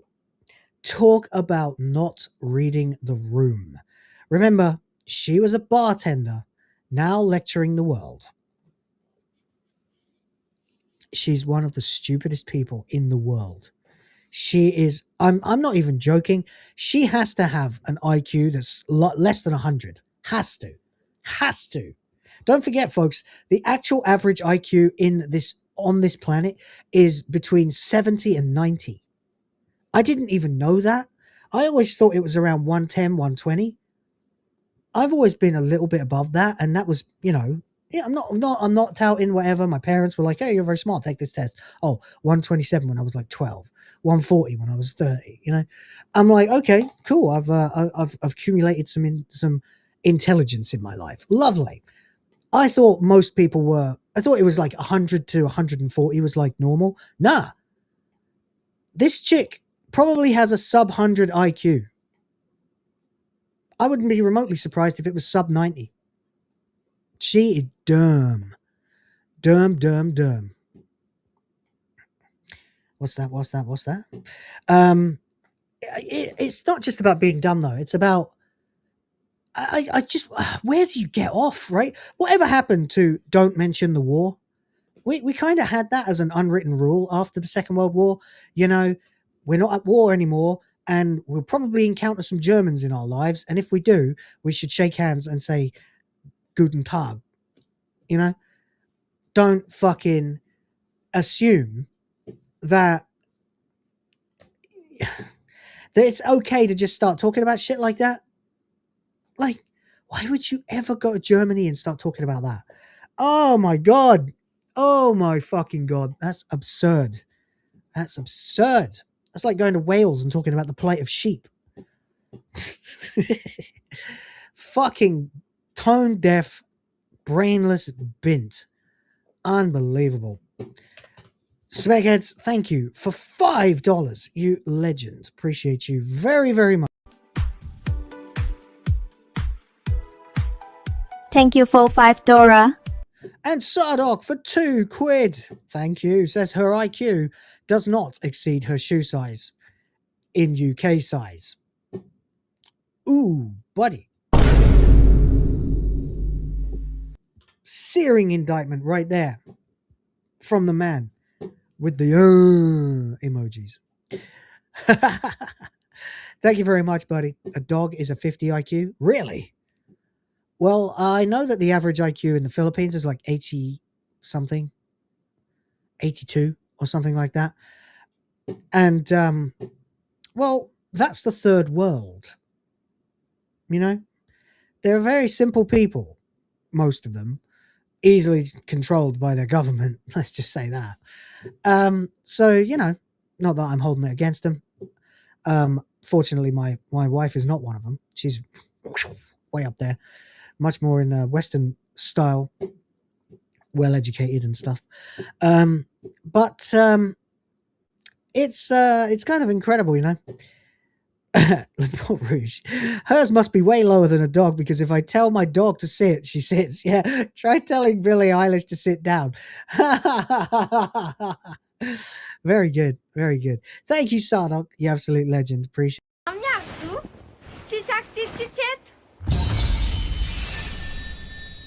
Hey, we are almost at halfway. If we were to get 10, 20 memberships, we would hit the goal and you guys would get your entertainment. Before that, I saw something I need to go into the regular chat to look at. Hold on, let me find it. Where is it? It's this. Mr. Rouge. Pleasure to see you again. For 11 months of membership. 11 months of membership. Wow. Imagine that. Look at that. Staying a member all this time, even though it's been like a few months since we've actually crossed paths. Appreciate you, buddy. 11 free memberships brought me her, not a 12th. Brought me here, not a 12th. I don't know. Well, let's roll on to the 12th. Thank you very much, buddy. Long may it continue. Appreciate you supporting the channel. Help me create the future of the white race.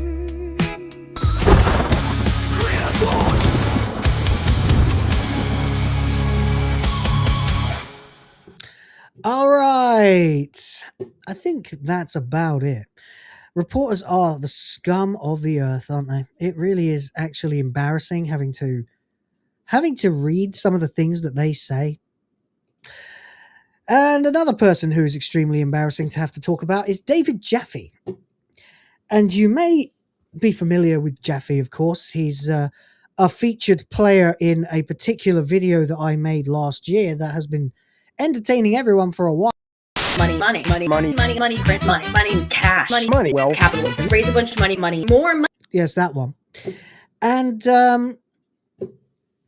you finally subscribed. You subscribed? You were a member, but you weren't subscribed? Is that possible? Share the wealth, bud. Share the love. Oh, mate. I'm just joking. Anyway, what the f are they thinking? God of War creator says 2D, tell people to subscribe. Thank you. Says 2D spin-off Sons of Sparta doesn't respect the license. Okay. Now, if you are not too familiar, there's another reason. David Jaffe was the other part of that ill-fated Alyssa Mercante stream back in January of 2025. And in that rambling, incoherent 3 or whatever hours, featuring a cameo from Review Fat USA, he also... Wait, what? You finally subscribed 11 free membership? I don't... What are you trying to tell me, bud? I don't quite follow. Sorry. What am I saying here? Yeah. So David Jaffe, he invited Alyssa Mercante onto his stupid stream, and he proceeded to get really, really high, make incredibly inappropriate comments about her or towards her as well. And he got 11 free memberships but was not subscribed, and now he did. Am I getting this right? I think that might be it. If you weren't subscribed to the channel but you were a member at some point. Yeah, Mr. Rouge came in like one time last year when I was playing Expedition 33 and just bombarded me with memberships so that I would get completely distracted. It was hilarious. He's probably grabbed one himself in the process. I don't know what happened after that. I don't understand. I'm confused, but I'm glad you're here, buddy. Appreciate you. It's really random. I don't get it either. But whatever, I won't even pretend to. I'm not even going to pretend to. I'm just pleased to see some more of you guys noticing that the streams are happening and getting notified about them. So that's a good thing. It means that the channel isn't as low on YouTube's priorities as it used to be. So that's good. But David Jaffe, in that process, it was set against the release or the impending release, or no, it had already released, of Dragon Age Veilguard.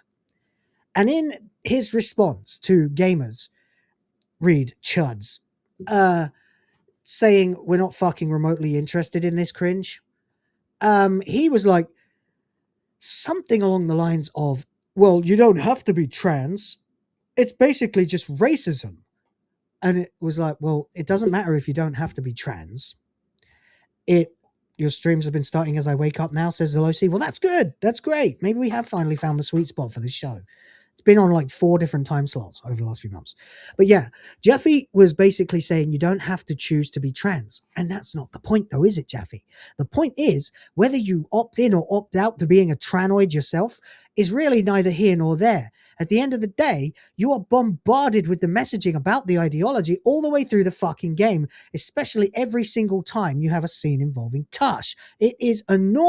Nah, demons, like demons. Really, really annoying. So, there we are. And now, Jaffe, well, no, following on from that, I should give you the lore if you weren't around for it. Jaffe then followed up by having a massive argument over several weeks with Smash JT, which of course put him into communication with Lolissa Mukante, who decided then to appear on his stream and become an object of his inappropriate, lustful comments. God knows why. God knows why. For 2 or 3 hours, while she herself ranted on and on and on and on and on, and said the word money over 140 times, some of which I turned into a song that you are well familiar with, no doubt. So then, everything else he said was just them being stoned and talking about getting stoned and then bitching about gamers. So David Jaffe very much got himself the classification of lolcow as well, which you will notice from the thumbnail. And also there's let's take some dope. I am like, I have had hallucinations on weed before. if I get that high. Them babies, Alyssa. Disabilities. I wanted to finish Elden Ring, goddammit. He's a piece of shit. The reason why DEI was put in place in the first place is incredibly disingenuous racism and sexism, people being discriminated against. This was put in place to try and disillusion young dudes. White men or straight people. Someone's getting a job over them that doesn't deserve it. People are missing out on jobs that deserve it more than a person who's getting it because they're a woman or because they're black. These people are making a lot of money. Indeed. For some reason, I was expecting that to then cut into the other song because I'm used to my old intro. So you caught me having a refreshing sip of water there. Indeed. Indeed. But here's the thing. He says Sons of Sparta doesn't respect the license. I can't really believe I'm about to say this, but that sounds remarkably similar to my own take.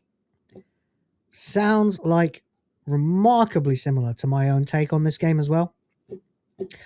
Mr. Rouge, you are the third creator I'm subscribed to. First was Smash, who brought me to Hypno, then SNH, where I got overwhelmed.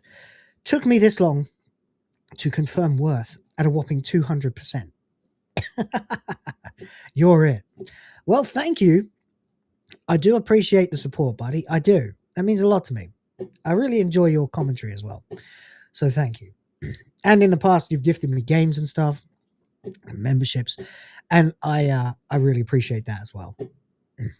So there we go. Anyway, the creator of the original God of War game has criticized the newly released 2D spin-off God of War, Sons of Sparta. Announced as a surprise shadow drop release during a State of Play presentation last week, Sons of Sparta is a retro-style 2D action game developed by Megacat Studios in partnership with Santa Monica. Someone watching your streams and copying your work. Hi, you lurking lolcow. Whatever. According to Santa Monica Studio, the game has a canon story set in Kratos' youth during his harsh training at the Agoge alongside his brother Deimos. Now, we all know what happens to Deimos. And indeed, Kratos. However, David Jaffe, the original creator of God of War and director of the first game in the series, says he bought the game and doesn't recommend it, partly because of its story and partly because it doesn't live up to other retro-style 2D games released in recent years. In a 9-minute YouTube monologue about the game, Jaffe opens with, "I bought this game. It's a $30 game. I don't like it. I don't recommend it. But I wanted to make a video more about what were they thinking. Like, what the fuck are they thinking?" Now, I don't know whether this is shameful for me or if Jaffe has achieved broken clock status and can in fact still be right a couple of times a day. But I kind of agree with him. I do. I wasn't impressed at all by that trailer. My initial thoughts were, why would anyone want to play as Kratos when he's young and normal? I mean, yes, I know his dad is Zeus, technically. But for whatever reason, we realize his latent god powers are not activated until Zeus makes them happen later. In order to allow him, or it's the Pandora's box, in order to allow him to fight Ares. That is the plot of the first fucking game.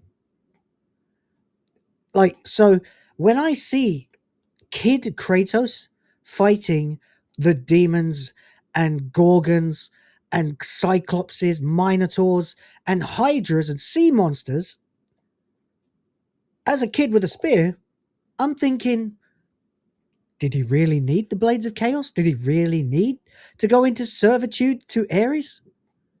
Like, did he?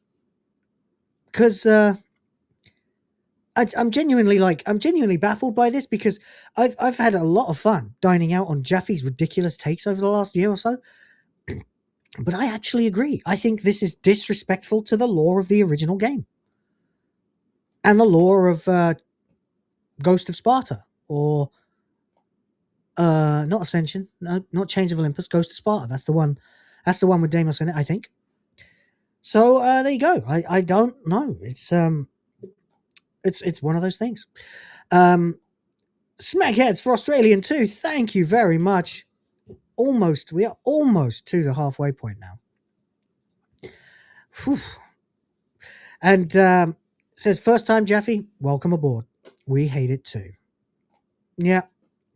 I don't like it. I don't like the look of it. I mean, it might be fun to play, but I just don't know if I can get out of my head that it makes no fucking sense. Yeah. Like, if Kratos could already fight demons, gorgons, sea monsters, hydras, minotaurs, and all that shit as a child, why did he nearly die to a bunch of barbarians, thus have to sell his soul to Ares? He should have been able to rip the head right off that guy with or without god powers. As a child, he should have been at risk of ending up like many of the dead bodies that you run around fighting reincarnated as zombies or whatever in God of War 1 and 2. So, yeah, to me, that was the first thing I thought of. I've been a fan of this series since the first game came out. In fact, before the first game came out, I read an interview with David Jaffe. And I thought, this guy's going to make a fucking banger. And so, when it came out, actually my girlfriend at the time wanted to get it. She was sold on it. And so I didn't even have to get it. I just played her copy and helped her with it. And we had a fucking blast.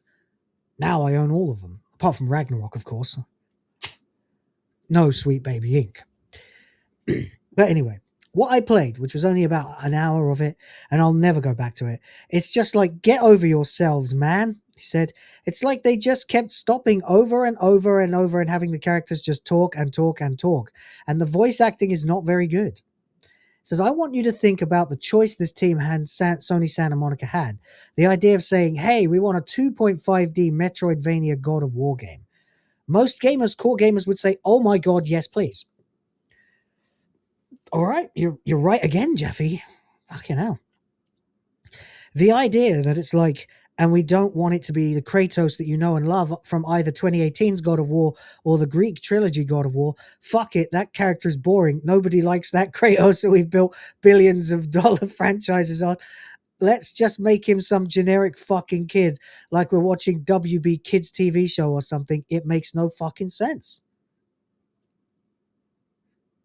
Whoa! I don't believe it. Based. I guess, you know, I shouldn't be too surprised if anyone knows why, if anyone knows what Kratos is, it's David Jaffe, right? At least Greek Kratos, you know? Man. Still, it's just baffling to me that I'm sitting here just agreeing point for point with David Jaffe. He really needs to stop making thumbnails of this shit, though, because that's why you're a lolcow, buddy. Anyway, that, and of course he keeps inviting people to chat to him on his streams, and then they just felt the fuck out of him every time. Anyway, he's right, though. He's right. This is why I have not been interested in this fucking game, because I'm like, so you're telling me that as a kid he could do all the things he can do as a god? Okay, well then, thanks for fucking up the canon. Thanks for fucking up the canon massively. There you go. Anyway, it is what it is, I suppose. It is what it is. Oh well. Anyway, announced as a surprise shadow drop during it. I read that already. I'm sorry, I should have been down here. The production quality is not very good compared to what we got this last year. If you look at the gameplay variety and the joy of playing the game like Ninja Gaiden Ragebound, if you look at the art and level of detail and just genuine interesting scenarios and a moment-to-moment gameplay level of Neon Inferno, which also came out toward the end of the last year, which is an excellent shooter, by the way. I highly recommend it. If you, of course, look at the production value of Shinobi, Art of Vengeance, certainly, the 2D Shinobi, I mean, look at that thing. People want this production value. They want this vibe, and they want it to be classic Kratos. Yeah, I would have much preferred it if it was 2D, certainly. Yep. Not sure how you would make the Blades of Chaos work in 2D, though. All that whirling around in circles, I suppose you could have a vertical move, but I don't know. I guess you could do it. You could just have him do like a whirlwind out. It's Ares, not Ares. Is it? Okay. That's what I was always taught, but okay. Ares! The gameplay itself is serviceable. It's fine. I don't particularly enjoy it too much. Maybe it gets better. I'm sure it does. There's nothing offensive about it. The only thing offensive about it is its genericism, if that's a word. I don't think it is. What is the noun version of generic? Genericity or genericness? I always hate just slapping a ness on the end of a word to make it a noun. Genericity it is then. The only thing, excuse me, the only thing offensive, my throat is really driving me crazy, guys. Just give me a second here, will you?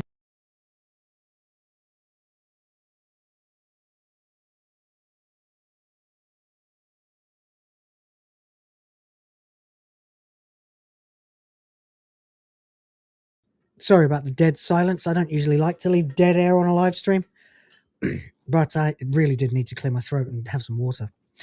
The only thing offensive about it is its inability to respect the license, the brand. It's like you get the John Wick license, you make a movie about him sitting in a coffee shop and talking. Yeah. There is an awful lot of fucking wasted time these days in games. Phlegm of the fans. That's disgusting, buddy. That's disgusting. By the way, I don't need the big budgets. I would have loved bigger production value, smoother animations, this, that, and the other. But I don't need that, right? If the gameplay was interesting, if it was violent, if it had personality, if it was violent, that's David Jaffe. If it had personality, if you opened immediately and the players were like, oh my God, I never thought that this kind of mechanic in a game like this, well, that's so fun to do. You could make it super inexpensive like this seems to be. I can't imagine that cost this much money to make. This costs that much money to make. Well, he's basically describing his God of War that he directed. And for the record, the second and the third too. And all of them, actually. Pretty sure they all start with giant fight scenes. Like you take a few steps and you're surrounded by enemies and you've got to fuck them all up, and then you get nerfed and depowered and you have to power back up again. Fucking God of War. And there you go. Generic equals bloat free. Well, yeah, although it does seem like there's an amount of bloat in this. You know what I mean? Like, I think in his case, he means generic, meaning lacking any specific qualities, you know, any real identity, just standard, plain, you know. Whereas God of War, the Greek series, certainly, I'd say even more so than the Norse series, although that definitely has its identity and its personality as well. But the Greek series, whoa, it's just personality all the way through. Every violent, vicious takedown, every time Kratos just stops and says, "My vengeance will come," you know, is fucking epic. It's pretty cool. He added, by the way, I don't need the big budgets. I would have loved bigger production value, smoother animations, this, that, and the other, but I don't need that, right? Correct. If the gameplay was interesting, if it was violent, if it had personality, if you opened immediately, and players were like, oh my God, I never thought that kind of mechanic in a game like this. But why would you even put this out? All it does is leave a bad taste of God of War fans' mouths, in my assumption. Was this machine translated? There you go. Unbelievably, a based take from David Jaffe. It's kind of a softball, of course. It's God of War. But it is, nonetheless, kind of a base take. Kind of crazy, actually. Wasn't expecting it. Wasn't expecting it at all. Anyway, there we go. Right. That is us. We are at 2 hours. And I completely forgot to put the bonus booby goal up today. But if we can get the goal in the next 2 minutes, we're literally at 50%. We're $50 away from the goal. Then I'll play double boobs for you if you want, and you can choose what they'll be. Sweeten the pot a little bit. In the meantime, I have one sad thing that needs to be addressed as an end to the show, or we'll keep going. I have plenty more if we can keep going. But there we go. If you want me to keep going, help me get the goal. Hideki Sato, designer of all Sega's consoles, has died. That's sad. That's very sad. Sato helmed design for consoles including the Mega Drive, Saturn, and the Dreamcast. I'm kind of surprised Rhoda's not here today, because he would have been right up on this one. Maybe I'll have to talk about it with him and John tomorrow. Hideki Sato, the designer behind virtually every Sega console, and the company's former president, has died aged 77. You know, that's not a bad inning for a fucking Japanese guy, because, you know, they all chain smoke. You can see it in his hand. They've always got cigarettes in their hands, working at games companies or in the manga industry. But, you know, I don't actually think Sega ever released a bad design in their consoles. Maybe the Master System, the pre-Master System Mark 1s and 2s were not all that great. And the original Master System was a bit cringe looking, a bit rubbish as well. Master System 2, though, holy shit. From then on, yeah. And, Dreamcast, people still celebrate that thing. People are still celebrating that bastard. And rightly so. It's a very nice looking console. Japanese games outlet Beep21 reports that Sato passed away this weekend. We're deeply saddened to learn of the passing of Hideki Sato, who was president of Sega from 2001 to 2003. Sega would like to offer its condolences to his family and friends. Starting his career with the development of arcade machines, Mr. Sato was instrumental in the development of iconic home consoles, including the SG-1000, SG-3000, Mega Drive, Sega Genesis, Sega Saturn, and Dreamcast. The big run of consoles. So even the SG-1000, and it is kind of interesting actually, because the SG-1000 looked a bit like a toy, but then all consoles kind of did back then. You used to own a Mega Drive, kind of miss it. I believe I still own a Mega Drive. Yeah. It's on the shelf over there. Yep. In its box. Hopefully. I don't think I've ever opened that box since it's come to the Philippines. I should take it out and have a look at it. My Super NES is here, so my Mega Drive should be. There's your SG-1000. That was the original Sega video game console. Yeah, I've got a Gen 1 Mega Drive too. Yeah. The SG-1000, the Master System 1. The Master System -1. Then, of course, they improved that into the SG-3000,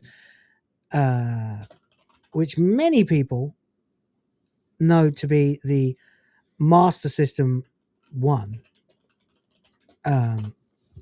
which, of course, looked like, hang on, this. I always thought this was a bit of a naff design. I really did. I gotta be honest. Never really a big fan of this design. But the control pad was a huge step up, except that, of course, it had a joystick in the middle of it. Really, kind of strange decision there. But hey, fucking worked, didn't it? Certainly a lot better than the SG-1. But then, of course, you got the Master System 2, which is what I got when I was a kid. Matter of fact, I got the Master System 2 with Sonic bundled into it, as I recall. I'm just trying to find a sort of suitable image of it. Yeah, that'll do. For some reason, this one here is grey. The actual thing was black. Yeah, that's better. Yeah, I had one of these. I was very happy with it. It was my first real console. My first, plugs into the TV console. Loved it. Played Sonic and Alex Kidd. Alex Kidd in Miracle World. For fucking thousands of hours. And, there we go. Of course, then, Mega Drive. The original, anyway. I don't know if... I think, yeah, it would look different for a lot of Americans. The Sega Genesis had a slightly different look than the European PAL Mega Drive. But ours was... let's have a look here. This is what I've still got. This one, right here. Now that's a fucking cool looking machine. That is a cool looking machine. You gotta love it. 16-bit written on the top. There was even a volume control for headphones so you could plug directly in. I used them maybe once. Yeah, it's slightly different than the US. Whoa! Whoa! Holy shit. All right. Mr. Rouge. Wow. Absolute God tier legend.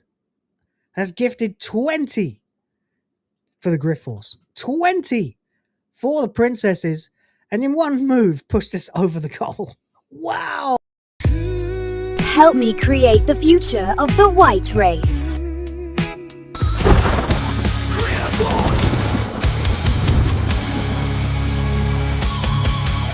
Holy shit. Wow, buddy. Thank you very much. The legend continues. Jesus. Thank you so much. That is very generous, my friend. Thank you. Really appreciate you. Oh, great. Now I can tell the wife we hit the goal today. Hopefully she's asleep. It's 3 a.m. here and I'm going to be around for a couple more hours now then. Let me see if the boys want to play Jackbox or anything. Give me a sec.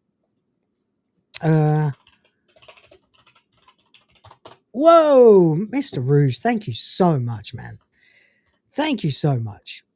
All right. Let me suggest, I'll put the poll out like I normally do. Currently, we have 4 options. The OG Booby Clip, the Metal Gear. Oh, no, only 3 because Toasty's not here. Metal Gear or Street Fighter. Christmas and Halloween are retired till next year. Or later this year, rather. But there we go. And soon we'll have Amelia and Final Fantasy. So, it's worth staying up. I'm going to bed after this. Wow. Vote now. The 2 winners will get played. There we go. That's a promise is a promise. Holy shit, buddy. Thank you so much, Mr. Rouge. 20 fucking memberships. That is such a big difference. Makeup. Wow. Absolute legend. Thank you so much. Really appreciate you. And good God.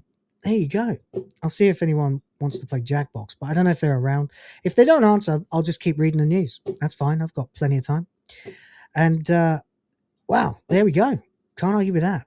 Absolutely crazy. You guys have been amazing today. Thank you to Smakeheads as well for just constant, like, drip feeding support. Thank you so much. There we go. As Warski says, big support. Let's go. I love that. I love how excited that guy gets. So, yeah, so then you got your Mega Drive. Great console. Great console. Had so much fun with it. They then, of course, improved that. For some of you guys don't remember, but I think we just like doing this. We like the nostalgia. Now, of course, let's see. What should we show first? All right, let's take a look at the Mega Drive 2.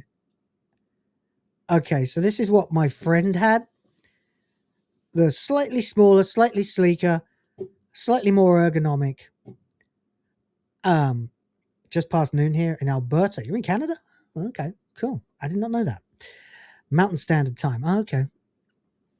Yeah, that's kind of the goal, to try and get more people over the whole world who can watch the show, you know, so that I can speak to more people and continue to improve.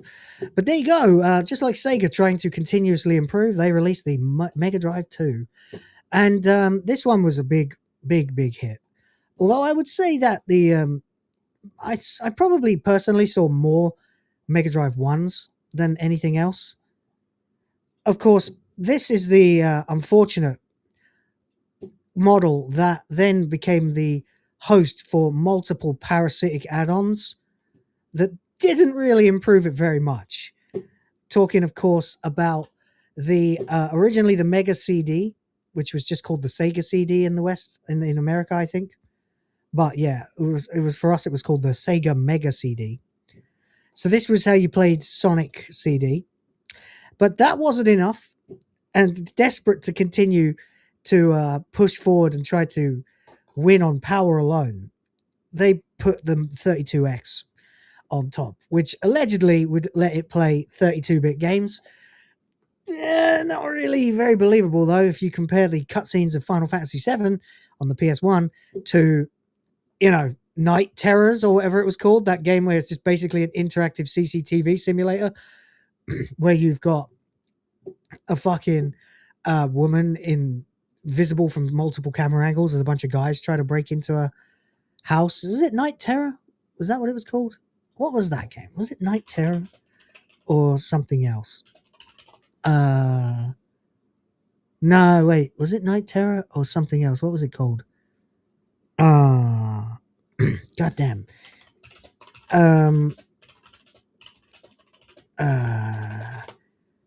Let's see. Night Trap.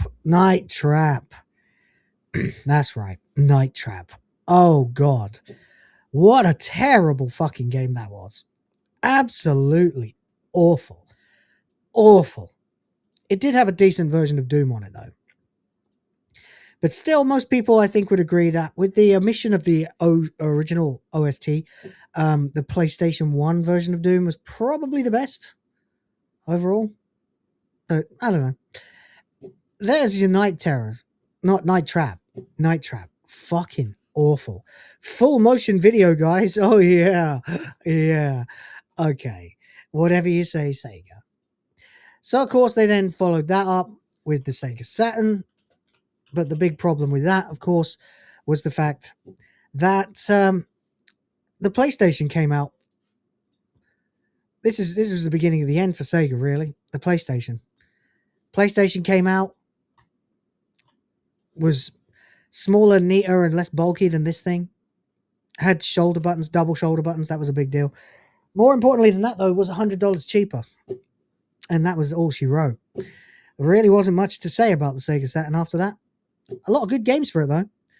A lot of good games. We had, like, Grandia was originally for Sega Saturn. Although when it was localized, it was brought to PlayStation. One of my favorite games ever. So, there we go. Playing Doom as well, were you? Yeah, a lot of Doom. Had a good port of MK2 as well. Yeah, it did, actually, yeah. Nintendo were too squeamish for Mortal Kombat, let's be fair. But there you go. So the Sega Saturn, unfortunately, kind of got destroyed in that generation. So, of course, by 2000, we had the Swan Song, which we've already seen. A picture of it with the man himself. The Dreamcast. Which, again, people say, and I agree. And somehow I've still never actually got back a Dreamcast in my collection. I don't have one now, but there we go. Glorious machine. A lot of weird, quirky shit for it, but a good, bloody good console. Interesting that he went white with it as well. It was like they were trying to get closer to Nintendo or something with the multicolored buttons, which is an interesting choice because Sega permanently marketed themselves in the 90s as the edgy rave culture, version of Nintendo that could, Sega does what Nintendo don't. And of course, there's always the Cyber Razor Cut advert, which was completely insane. Not seen this, you have to see this. Some of the advertising that was in the UK in the 90s for Sega is fucking legendary. Watch this shit. Hey, you. Now, sir, give me the Cyber Razor Cut. A Cyber Razor Cut?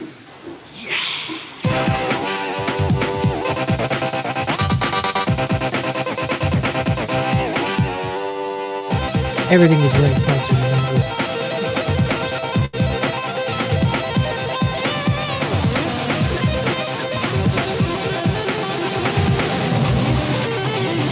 Doesn't even make sense. It's not even holding the controller right. It's so 90s, buddy. I fucking love this shit.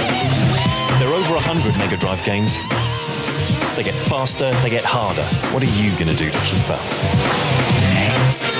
Give me the works. To be this good takes Sega. Oh, look at that. Mega Drive, $129.99. Fucking hell. Crazy. Those were some glory days. And, yeah, we have one guy to thank for it. Oops, sorry, what have I done? Oh, shit. Hang on a minute. Let's bring that back. Yeah. Getting flashbacks from that? Yeah, me too. And I was like 7 years old when that advert came out, or 6 or something. Like, it was fucking crazy.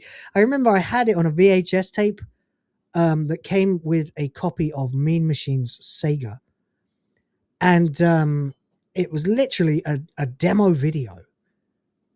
I watched it over and over and over again. at the time, I don't think I had a Mega Drive. I only had a Master System, so it was the only way I could watch Sonic 2. And there's loads of those, like a preview of Sonic 2 in there, like a beta testing level of Emerald Hill was in there, and Chemical Plant was in there, and little bit of Hilltop Zone as well. Then they had Alien 3, that was on it, and that game fucking Green Dog. Who remembers Green Dog? Does anybody remember fucking Green Dog? This was such a weird game, man. Such a weird game. Basically, I'm trying to find if that demo video is still around on YouTube somewhere. I don't know if it is, but no, that's not it. This was a weird game. I think we can probably find a bit of it. You had Green Dog? Wow. The princess is here? Which princess? This is trash, man. But it's funny. What hair? So he's the beat surfer dude. Soundtrack is gash, man. Oh god, there you go. He's a bit like Bon Air from Alundra, you know, completely out of place and just a pussy hound, you know. Whoa, dude! Can't take it off until you find the Aztec treasure. Oh, it's so bad. But anyway, let's go forward a bit to the actual game and see if we can. God, are you serious? Who made this? Hideo Kojima? God damn.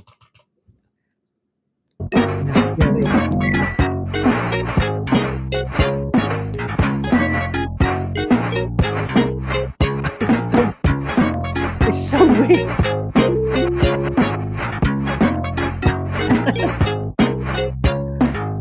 Yeah, I remember watching this when I was a kid and going, wow, this was terrible. And then there's like flying levels too, where you get like a sort of helicopter thing that you have to fly, and it's really difficult apparently. Oh, it's so weird, this game. What a weird fucking game. Yeah, this thing. You get some sort of weird Da Vinci flying machine.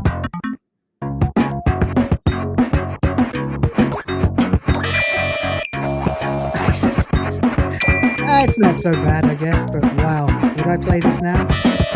No way, buddy. Balancing wasn't much a thing back then. It sure was.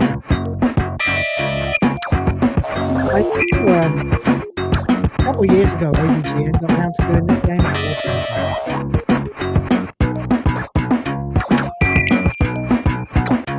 God damn, there you go. So that's Green Dog. Then there was Alien 3, and then it was just some racing stuff. But yeah, that's it. Wow, blast from the past, man. Long history with Sega. There you go. Anyway, terrible shame that Hideki Sato has passed away. Yeah, we won't see their like again. Not these days. Not with trust and safety departments fucking up everything. All right, where are we at with these booby clips then? Let's see. We got Street Fighter and the OG winning. Really? The OG. I was sure it'd be Metal Gear. All right, we'll have Metal Gear another time then. I'll give you guys another minute to vote. There are 13. We got 23 watching, so you let me know. You let me know.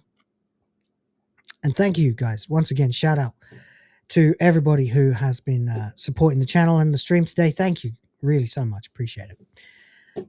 Back when bits were a selling point. Yeah, I remember those days. My console has 32 bits. Oh, yeah? My console has 128 bits. Oh, yeah? My console doesn't need bits. Oh, there you go. Right on time. You just missed out on our Sega retrospective. So, there we go. But we are. There we are. Right. And let's see who's winning. No, it's still the OG Boobas. You guys are into some Nami and Cammy, and well, she's in both of them actually. And who else is in the fucking OG? Oh, Claire Redfield, of course, Android 18. Loads. Chun-Li's in both of them too. Ha! That's funny. All right, that's it then. I'll end the poll there. We've got 15 votes. If anyone else wants to vote, now's your chance. 10, 9, blah, blah, blah, etc., etc. And 3, 2, 1. All righty. There we are. Metal Gear gets 24%. OG gets 29%. Street Fighter 47%. All right. Which one you want first, ladies and gentlemen? Which one you want first? Street Fighter? Or should I do bonus boobies and leave Street Fighter for the end? Let's leave Street Fighter for the end. Have an OG. I've seen your heart across the screen. Every cheer, every dream in between. You stayed up late. You pressed restart.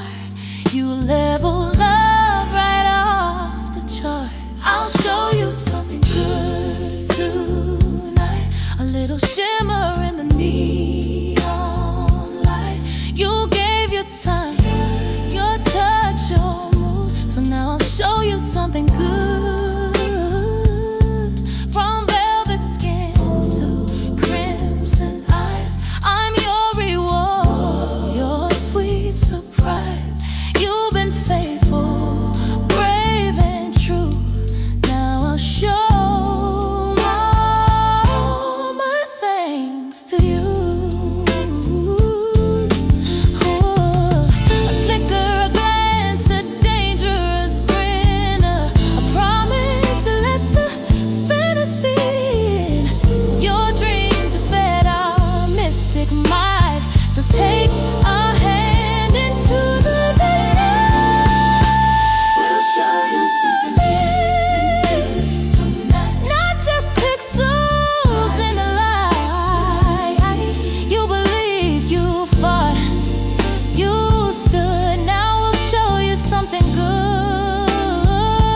No cheat codes, no hidden key, just pure affection.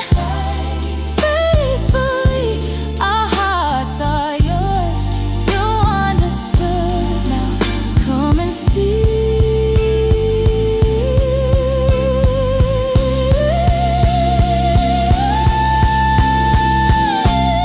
Something good.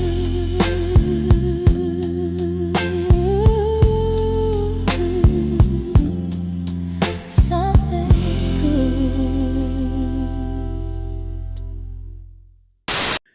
Oh, where's John when you need him? Oh, he didn't materialize. That's fine. He did fix his Steam Deck, didn't he? There you go. That's for John. Thank you very much. Steve probably asks, I haven't seen the MG boobies clip. Is it lit? It is lit. It's a word that rhymes with lit. Yeah.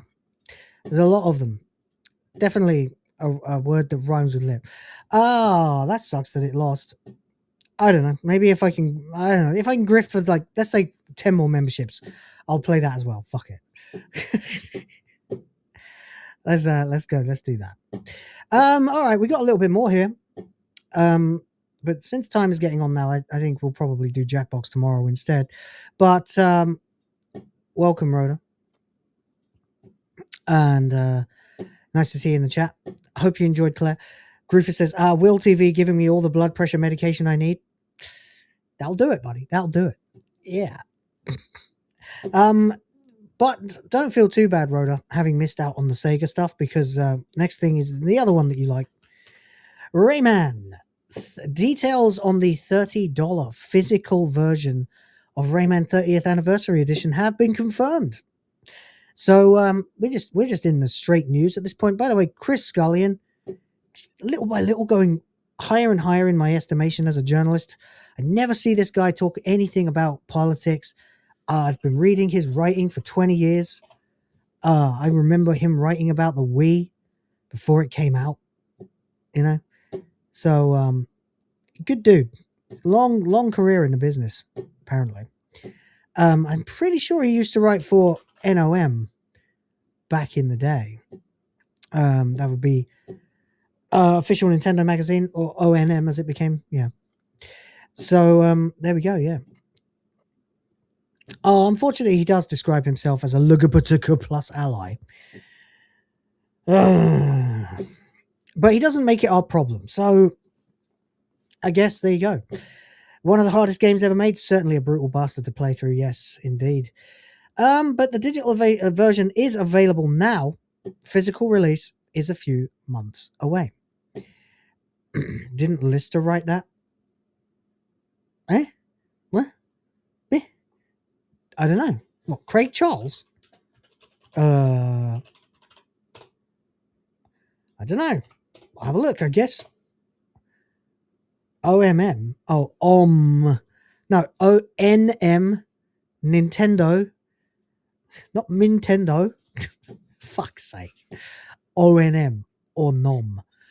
Nintendo Official Magazine or Official Nintendo Magazine. Rayman sucked. Ooh, them's fighting words. Not for me. I couldn't care less. But Rhoda, big fan. Nintendo. That'll do it. Yeah. That'll do it. All right. So as it stands now, we will play the other boobies, the Street Fighter boobs, at the end of the show.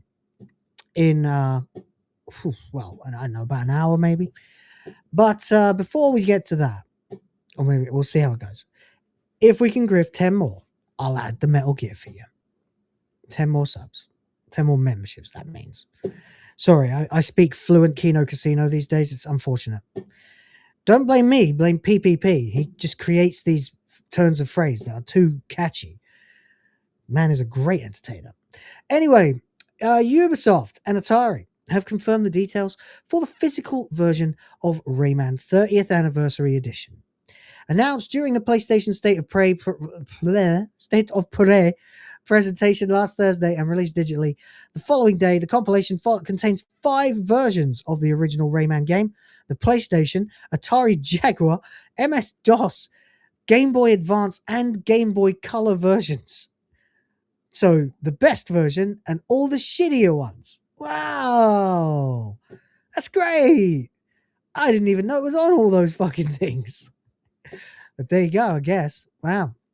Ubisoft desperately trying to curry favor with gamers now. Desperately trying to. But we'll see. Anyway, now Atari has confirmed that those who would rather wait for the physical release will be able to get it on June 26th, priced at $29.99 or £22. So, Rhoda, it's a good day for you, buddy. June 26th, you will be able to get a physical PS5 copy of Rayman. Original. 30th Anniversary Edition. Good for you. I think we probably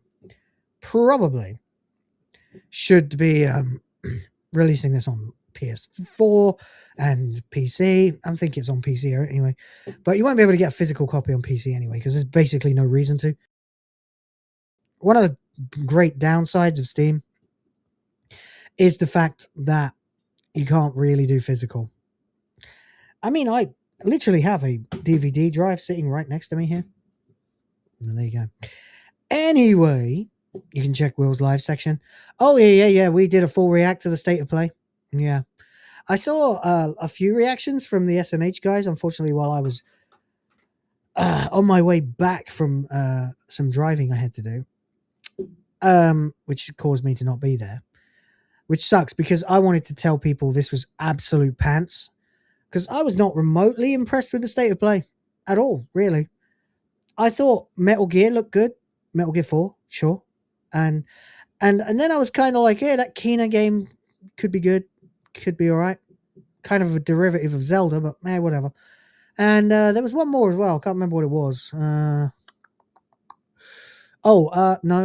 I actually can't remember what the fuck it was. But there were about 3 or 4 games that I thought, yeah, this is okay. And then And then God of War remastered remake, God of War 1, 2, 3. Yeah, okay. Just don't edit anything out. Don't remove the sex mini games or the extreme deplorable violence or acts of massive cruelty to people. Yeah, don't do it. But yeah, that's actually true. Metal Gear is not in my thumbnail. It's in a lot of people's though.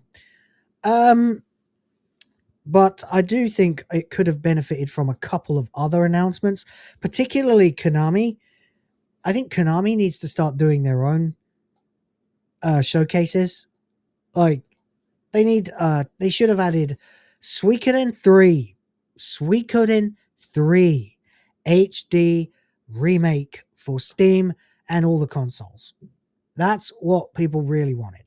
And then next year, Suikoden 4, and the following year, Suikoden 5, and you have done it. You have restored your series to a generation that will buy and will play it. Then they can run on with the Suiko Gaiden series if they want to, but at the same time, they're also pushing the hell out of that mobile game that they're making, which actually kind of looks okay. Kind of baffling there, actually. But whatever, anyway, I wanted that. We could also have benefited from getting an announcement of a Metal Gear Solid 1 or Peace Walker complete remake or Portable Ops complete remake. That would have been pretty cool. But, you know, like another Delta, basically. Metal Gear Theta. Would have been cool.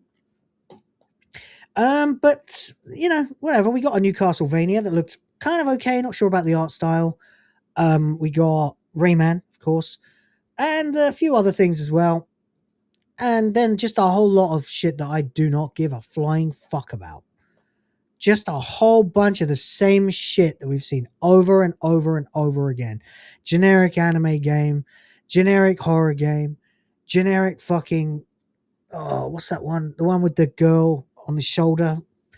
Pragmata. I don't care about that, man. I don't know what that is, and I still have no idea what that is. Not interested. Excuse me. Anyway. What was that 2D Zelda clone? Oh, yeah. What was that? State of play game that looks like Link's Awakening. Mina the Hollower. Yeah. Developed by Yacht Club Games, a top-down action-adventure game that has a direct Game Boy-inspired homage to The Legend of Zelda Link's Awakening, featuring similar exploration, boss battles, and 2D pixel art aesthetic. It was featured in the State of Play. It does actually look really seriously mega similar to OG Link's Awakening on the Game Boy, which I don't mind at all, because right after I finished the Switch version of Link's Awakening, I played an emulation of the Game Boy Color version of Link's Awakening. But, you know, not bad, pretty good. But whatever, anyway, developed by Digital Eclipse, Rayman, 30th anniversary celebration of the first game, released in September 1995, as well as the 5 editions of the original Rayman. It also includes new quality of life features destined to make the game easier to play for newer players, including optional infinite lives, invincibility, and a 60-second rewind function. So they've made it playable, if you believe in such things. Hardcore people will need to turn them off. Totally fine. And I would love to play that game as it originally was. Unfortunately, I only have about 30 to 40 years left to live and kids to raise and work to do. So I'll take advantage of journo mode here and there in certain games when I just really want to go back and get the vibe again, you know. It's journo tools, yeah. This is why, I mean, I feel kind of shameful because journo mode is what we call it because they are not good at video games. But it also needs to be called like dad mode, which is like, I just don't have time for this. Like, if I'm lucky and if I play every game seriously, I've got what, maybe 10 to 15 video games left to play in my life at the rate I'm going. Unless I start streaming them all, in which case maybe 100, but we'll see. Anyway, there we go.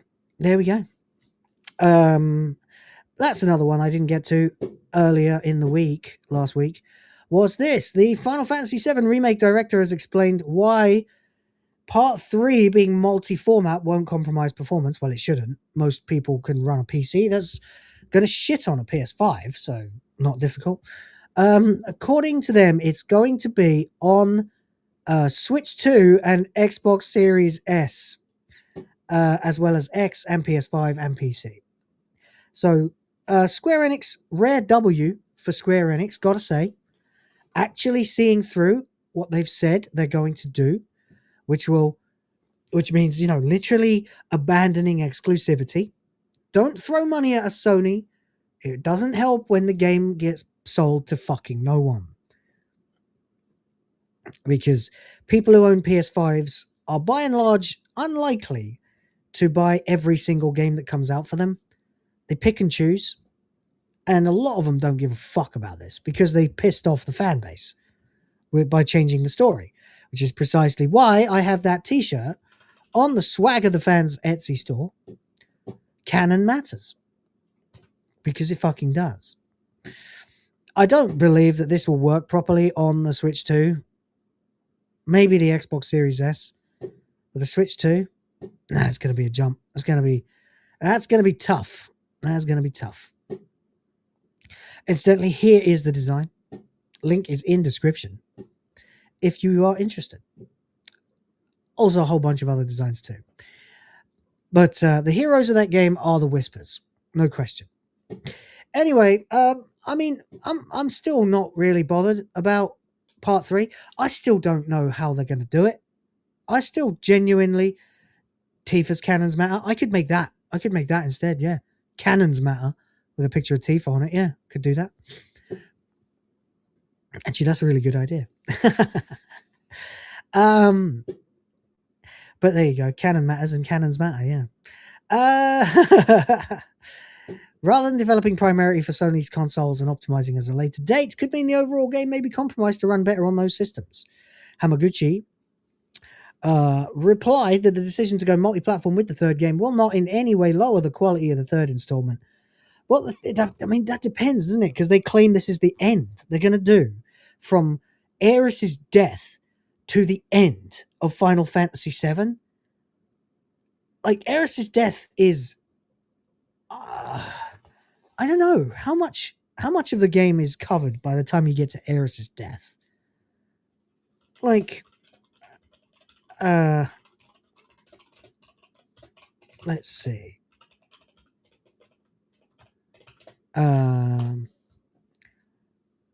Around 50%, maybe to 60% of the main story. So from there, you've got to go to, yeah, I know it's the first disc, but then you've got to think about how they balanced it for the 3 discs. So, for example, the first disc is laden with cutscenes, FMVs, and then those like chibi FMVs that they also put in there. Tons and tons and tons and tons of story, and all the locations from Midgar to the ancient city. And then disc 2 has significantly less story, but you can explore every place you've been to before, though there's no necessarily cutscenes or dialogue for them. Then disc 3, you have access to the entire world, plus the whole of the northern crater section, which is, half the size of Midgar in terms of screen count. Plus the underwater sections, which is basically the whole map again, or the whole central area of the map anyway. And so, yeah, so basically you've got more story on the first disc and more exploration on the third disc, which makes me wonder how they're going to balance this, because they are only at Aeris's death after 2 games. So they're going to have to go through the snow fields, the snowboarding, the first trip to the northern crater. Then they're going to have the whole bit with Sephiroth and his phony flashback of Cloud. Then Cloud's going to have to lose his fucking mind.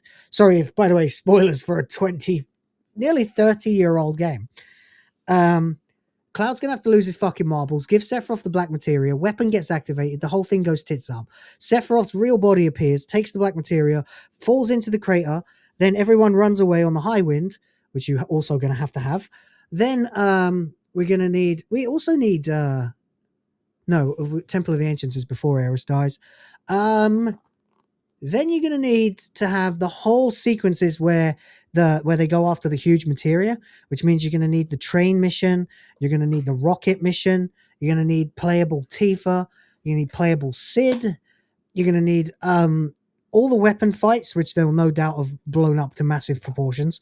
Then you're going to need the second incursion into Midgar after getting Cloud back in Medeal, which means going through his whole flashback and sorting his fucking mind out so he can remember who he really is. Then finally, then Hojo goes batshit insane. I haven't missed anything out, have I? Oh, like the last huge materia. Then the mission to blow up weapon at Junon. Then the mission to blow up the meteor, which fails. Then they attempt to go into then they go into Midgar to stop Hojo. So you're going to be going all the way back into Midgar. The entire first game. Are you sure about that? Okay. Then, of course, don't forget that at this point, you should be able to explore the entire planet. The entire planet, including all of the secret islands, which means you can go and fight Ruby Weapon, Emerald Weapon. You can go and raise Chocobos to get a gold one and go get Knights of the Round, get the Master Summon, Master Magic, and Master Command materia. I just don't see them fitting this into one game. Then you've actually got the Northern Crater itself, which no doubt will be much bigger and more blown out than it was before, with fights against Genova and Sephiroth, plus Reverse Sephiroth and Seraph Sephiroth. So how are you going to fit all of this into a third installment? I just don't see it. I feel like corners are going to be cut, your exploration is going to be limited, and that's going to fucking piss people off. Because quintessentially, the airship moment of Final Fantasy games is when you are freely allowed to explore. Except in like FF3 and in FF9 too, and in the last bit of 8 as well, when they shut down all the cities so you can't go back to them. But typically, in FF3, for example, you've got airships that can't fly over mountains, and then later you get a proper airship that can. But it's just like, how are you going to do this? How are you going to have it so that you can freely explore the entire map? And if you don't put that in, people like me are going to be really ticked off. And what are you going to do with the fact that you've established a stupid parallel dimension where where Aeris is both alive and dead as is Zack?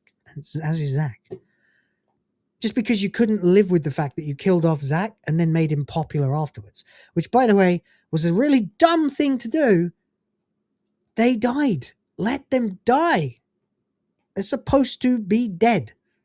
It's fucking baffling to me. But there you go. You need to restart your OG7 playthrough and if you wait till you get Tifa leading to find Yuffie. Oh, yeah. She calls her boobs. Yeah. Hey, boobs. Yeah. That's funny. What are you doing here, tits? Yeah, but the real way you're supposed to get Yuffie before you make it to Junon. You're supposed to get her right outside the Mithril mine, I think. Submarine sections, exactly. How are you going to go find fucking Emerald Weapon? And how are they going to crowbar in loads and loads and loads of cringe side missions that nobody wants to do, like they have in the first two? I just don't believe this. I don't believe that. Yeah, exactly. That's what I'm saying, Zelosi. The third disc doesn't have much story on it. It only has a microscopic version, microcosm is the word I'm trying to say, of the amount of story on the first disc. But the first disc only has half the locations, 2/3 of the locations to visit. The third disc gives you every location that you can visit and multiple other things as well. Full access to everything the game's world has to offer at the limitation of having slightly less plot, but then a very, very lengthy, like 15-minute or something, ending sequence, as well as the credits and the post-credits. which is like the game pushing its best possible graphics. Tisk, tisk, tisk. He was really specific that what is coming up is part 3. Let that sink in, not the conclusion or third and final part. But they've been saying for years that it would be in 3 parts. Haven't they? Have they gone back on that? Let's see. Yeah. Yeah, apparently, according to this, the Final Fantasy VII Remake project is confirmed to be a 3-part series with the final entry currently in development. So, yeah, he didn't say it, but someone at some point has said it. So, I don't know. I'm finding it hard to believe. I feel like they're biting off more they can chew. Something's going to end up on the cutting room floor, and it's going to fucking annoy people. I mean, here's the deal, right?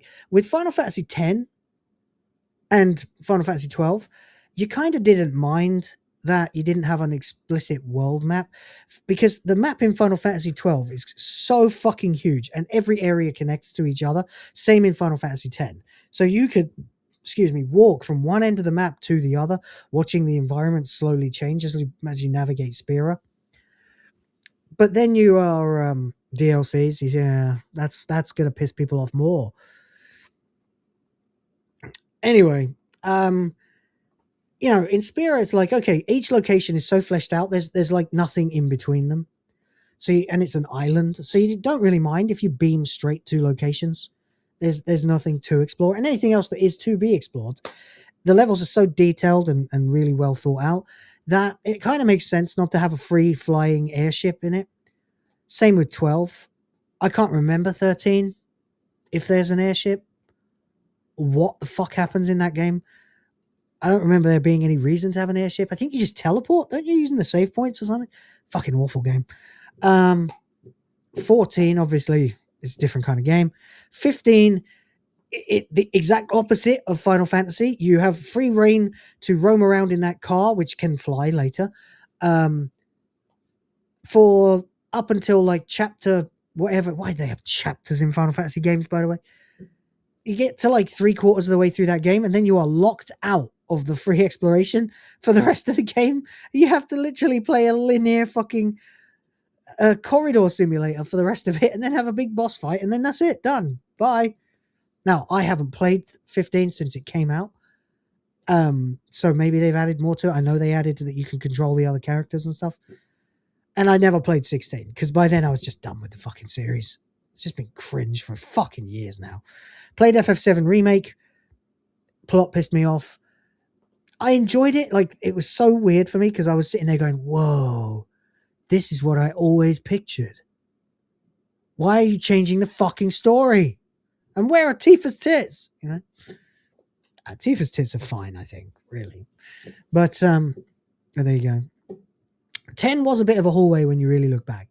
Yes, except that it had huge, real, rich, deep fucking end game stuff that you could do. Easily a 300-hour end game on that game. Just catching all of the fucking monsters, creating ultra rare fucking powerful versions, beating all of them, farming them for spheres, and dragging each character around every single node of the sphere grid, making sure that you fill in every blank space on the sphere grid too, by the way, so that every character ends up with 255. Whoa, that was one of the most grindy things I've ever done on a game. Probably the most. In fact, by miles, the most. Oh, that was tough. That was tough. And ultimately then, still losing to Penance, even though you're omni-powerful, until you finally beat him. Fucking crazy. But there you go.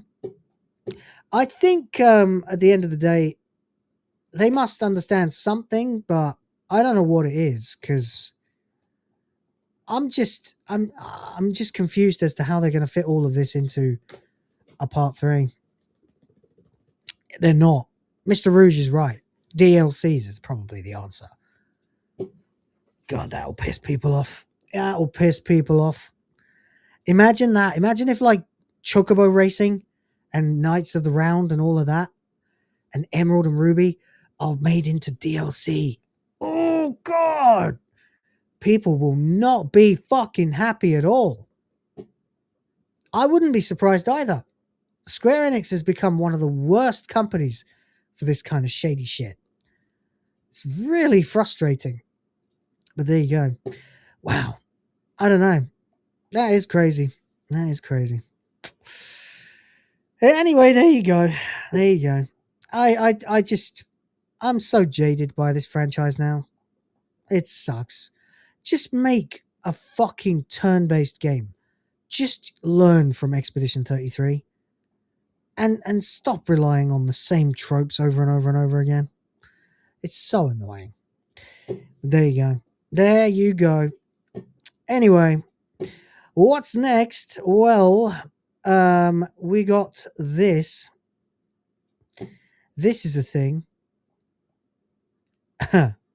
Fallout, the New West reveal trailer posted with a promise to uncover the original Fallout 3. Interesting.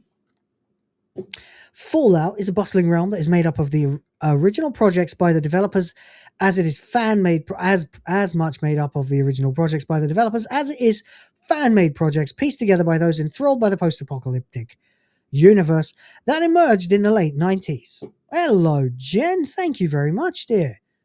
One Will of the Fans membership. Appreciate you. And for the princesses and the Griff Force. Help me create the future of the white race.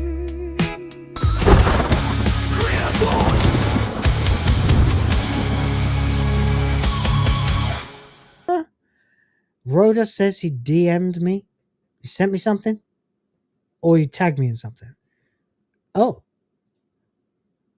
Ooh. All right. I'm game. We'll have a quick detour. We'll have a quick detour. We'll be right back to Fallout in a minute, folks.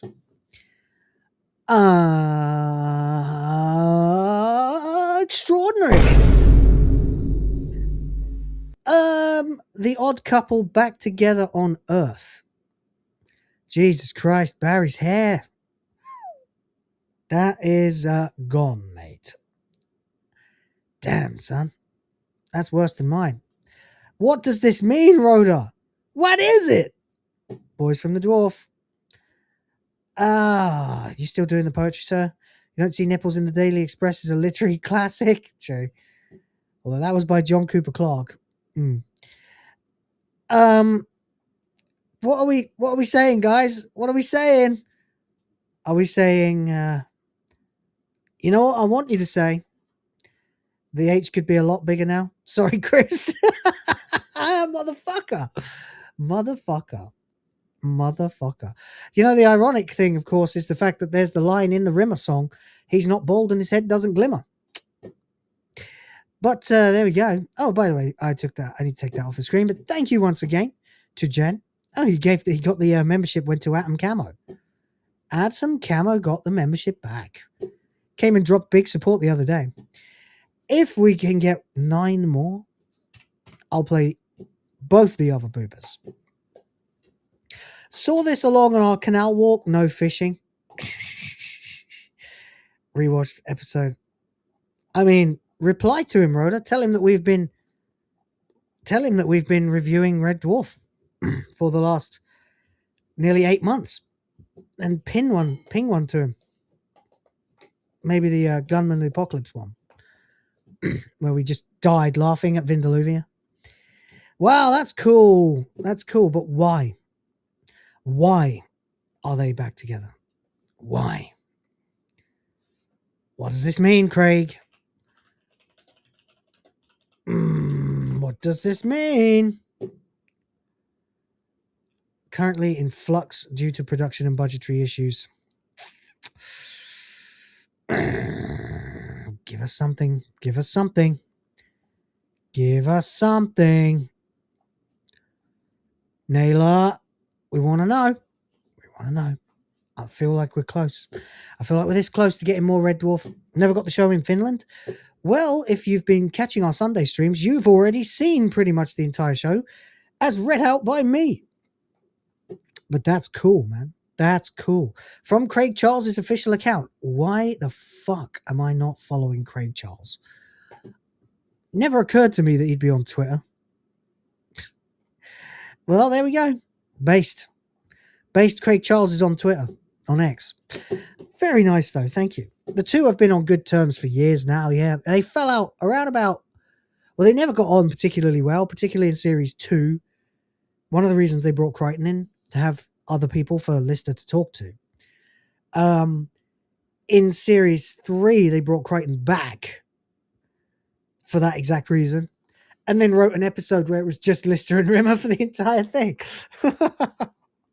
And they were fucking pros. They nailed it. Series 3 is allegedly the time when they became almost completely incompatible with each other. But then they fell out, and it kind of got a bit better by Series 6. But then Chris Barry had just had enough, needed to step away. So he did, but then was coerced back by Red Dwarf Series 8, at which point, and even Series 7, I think they were fine. They were fine. But there you go. As far as I'm aware, they're on good terms, yeah. So anyway, what's this then? The latest entry into that world, Fallout: The New West, is no different, but it's one of the more ambitious concepts to surface in recent years. Fallout: The New West is a fan-made project that aims to remake the cancelled Fallout Van Buren, which many die-hard fans have always dubbed the original Fallout 3. Yes. Yes, Van Buren was supposed to be Fallout 3. That would be very cool. I would really like to play that. It's what might have been... Excuse me. Well, there you go. It's like 4 a.m. here. Had the original team not hit a patch of financial distress and shifted focus away from the series, ultimately selling the label to Bethesda. Van Buren was canned in 2003 after months of development at Black Isle Studios. It would have been the third major release in the series, bearing the name Fallout 3 and taking players to the American Southwest around Colorado. Coincidentally, that's where the next season of the Fallout television show is headed. I'm going to need a final verdict from all of you guys one of these days. Shout out Scooby Pup. On whether Fallout the show is worth it. Because I saw the first series and it was very flashy, very memorable, very reminiscent, very interesting if you like, key jangling basically. But the plot made no fucking sense. But then I've heard from people with lower standards than me that it is actually really good, the second series. John thinks it's good. I think MagesGuild thinks it's good too. But I don't know if anyone knows where MagesGuild's been. He's been AWOL for about a week now. He did chat me up though, actually. I need to read the chat. It was never to be. Oh, stop yawning, Will. This is unprofessional, buddy. And in 2008, Bethesda Game Studios released Fallout 3, a monumental overhaul to the series and a real risk taker of a game after acquiring the licenses from Interplay and Black Isle. Now a group of dedicated modders is bringing Van Buren back to life with Fallout: The New West. Let's have a gander, shall we? Welcome, citizens. Have you heard the exciting news? Tibbetts Prison is leading America into a new age of corrections, containment, and community pride. Thanks to our valued corporate partners, Tibbetts is the most advanced correctional facility in the nation. At the heart of our institution is Odysseus, a state-of-the-art artificial intelligence, several orders of magnitude smarter than those old-fashioned Zax units. With a fully automated workforce, Tibbetts ensures safety, efficiency, and absolutely no human error. And now you can take part in America's next great experiment in public safety and scientific progress. Know a troublesome neighbor? A communist sympathizer? A deserter? Hey, a communist sympathizer, yeah, let's go!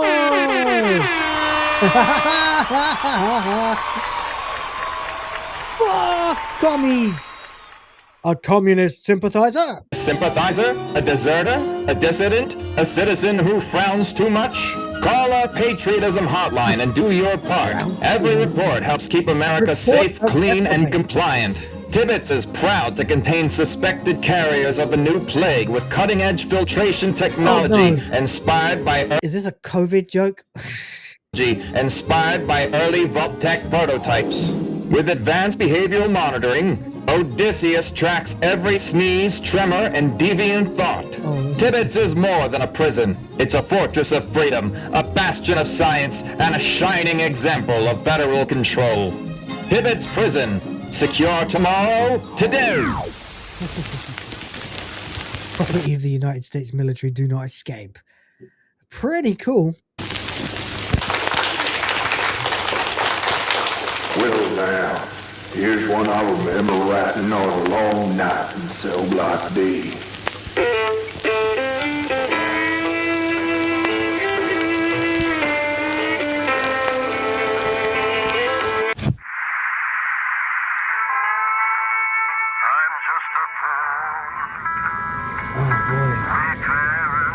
I love it. Coming out of the TV. Very Fallout. I have the TV go off.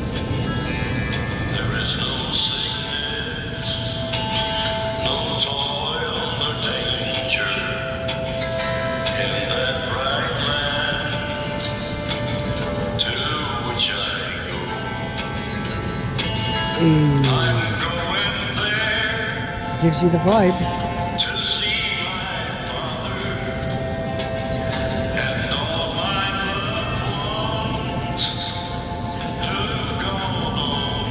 Fucking eerie.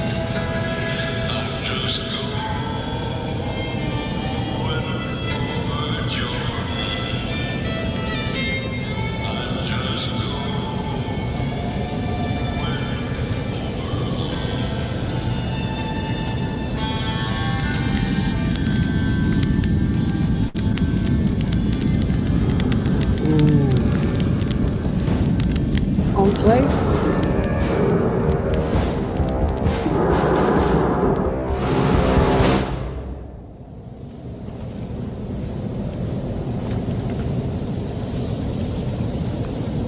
Oh, buddy, you know, this is really working on me. That is really working on me. This better have like the backing of Bethesda and stuff. This looks I obviously no gameplay. I would assume it's an updated isometric or 3D version of the Fallout OG turn-based games, which is great. That's fucking cool. For a moment, I thought this was from Bethesda and went, oh, so they're actually cooking. As always, it's the community that keeps Fallout alive, said one fan. Yeah, fuck Bethesda, man. Fallout: The New West actually surfaced around 5 years ago. In May 2021, the team at United West announced plans to piece the mod together, but back then it was dubbed Fallout Revelation Blue. I heard of that. Back then it was noted that Fallout: The New West would not treat New Vegas as canonical. But Fallout 3 is? Okay. One thing's for sure, and that's that Bethesda's Todd Howard probably won't play this mod either, after effectively snubbing Fallout London. Oh yeah, Fallout London. This looks great, man. Like, I love that they're able to do this. It's fucking great, buddy. It's disappointing. Excuse me. It's disappointing that it is, don't get me wrong, love the community, love the Fallout community, love what they are pushing, what they're able to do, what they're able to make. It's just, it could be so fucking easy to do it with the official owners now, you know, with ZeniMax, and just don't seem to be interested in doing anything that is fucking sensible. So frustrating. So frustrating. Makes my blood boil, genuinely. But there you go. Ugh. All right, it's time for a time-honored tradition of the channel. We're going to felt Ubisoft, and that will be that. These 6 games Ubisoft has cancelled amid restructuring. When Ubisoft announced that the Prince of Persia: The Sands of Time remake was cancelled, it was also revealed that 5 other games were ending. Excuse me. Insider Gaming has learned that 6 games that have been cancelled at Ubisoft. We have been wondering about this for a couple of weeks, ladies and gentlemen. So hopefully this will shed some light on it. Prince of Persia: The Sands of Time remake cancelled after first being announced in 2020. Never put faith in Bethesda. Whatever credit they once had is long gone and never to return. You're not wrong. You ain't wrong. You sure ain't fucking wrong. Hey, we're going to be playing the bonus the regular boobies, the victory boobies at the end of this stream. When I get to the end of this article. If you would like bonus even more boobies, 9 memberships away. Just letting you know, just for your consideration. We've hit the goal though, so there is no, strictly speaking, need, but would make me happy, and then I in turn can make you whole. Anyway, by the way, shout outs to everyone who has donated. Really appreciate you guys. Gotta push my luck though, haven't I? Gotta try. We are officially one way into the heart piece. That's a quarter of the way to the next Jackbox, which, by the way, is we're going to be playing Jackbox tomorrow after reading the news and ranking Red Dwarf, assuming Rhoda is alive and well now. Whoa, buddy, hello! Fucking hell! It's like Joe Hendry, and I said his name. James OP for 10 Will of the Fans memberships. You fucking legend. You absolute leg end. I'll just go straight into it. You can have it. Fucking help me create the future of the white race.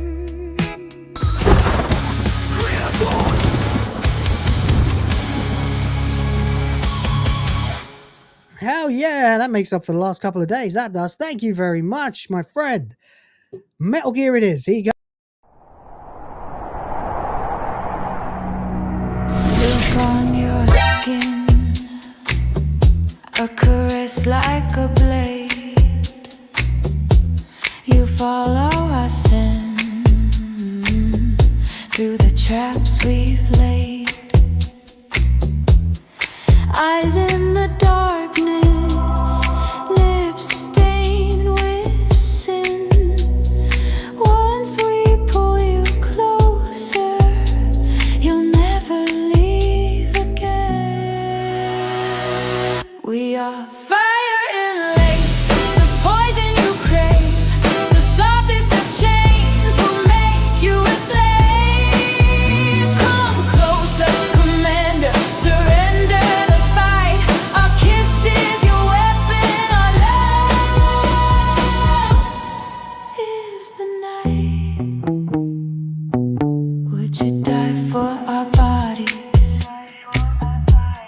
Kill for a taste. Every bite of temptation leaves nothing to waste. We're the foxes, the serpents, the hunters, the flame, and you'll beg us forever to whisper your name. We are fire.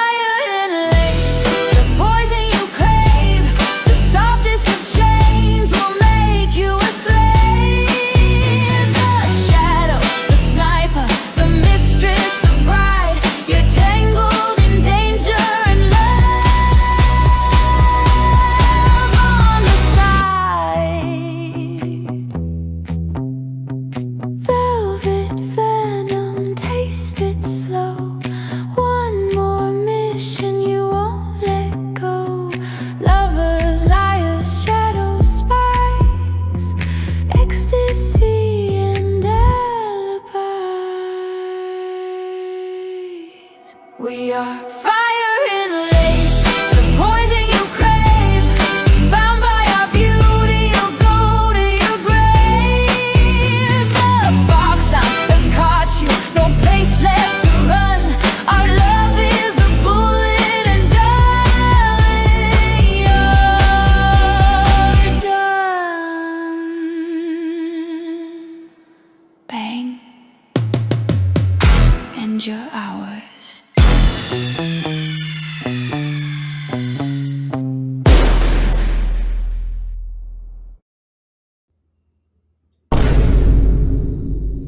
Oh shit, what the hell am I even doing here? What the fuck?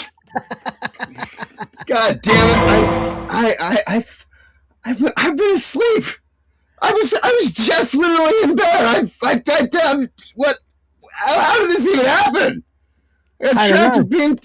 Dude, no, seriously, I'm not even joking. I woke up, I felt like shit this morning. I was like, I can't do anything today. I'm done.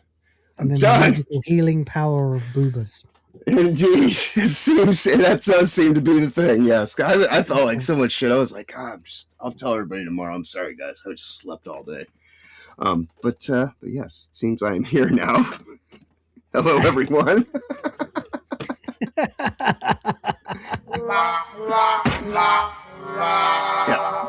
Hello, mate. Hey, what's up? Problematic white guy, ladies and gentlemen. Yeah. Ain't no rest for the wicked. Yeah. Anyway, I'm just trying to convince Craig Charles on his Twitter that he could probably crowdfund another series of Red Dwarf and just put it on YouTube. Yeah, probably. You know, I bet you could crowdfund a series of Red Dwarf. Easy. Yeah. I got a friend who works on documentaries, and he's always sitting here trying to get his stuff into film. I guess film reviews, things like that. And I'm just like, dude, what are you even doing? It's like, just put your shit on YouTube. Just keep. And he's like, yeah, but I'm like, yeah, but nothing. People make stuff like what you do all the time now. You have to be faster. You can't this isn't what it used to be. You gotta, So yeah. Damn right. Yeah, but I think that this is something that people would definitely support. I'm sure. There we go. Oh my God, James! I just read what he wrote. Actually, his aunt passed away. A lot of us this year already lost 8 family members since 2020 and several animals. Oh, buddy, I'm so sorry to hear that, man. Indeed. That's fucking terrible. I hope there was no suffering, and you never know what to say, but all I can say is I hope the best possible version of what happened. Always. And thank you for showing up and dropping 10 memberships despite all that. You are an absolute king, sir.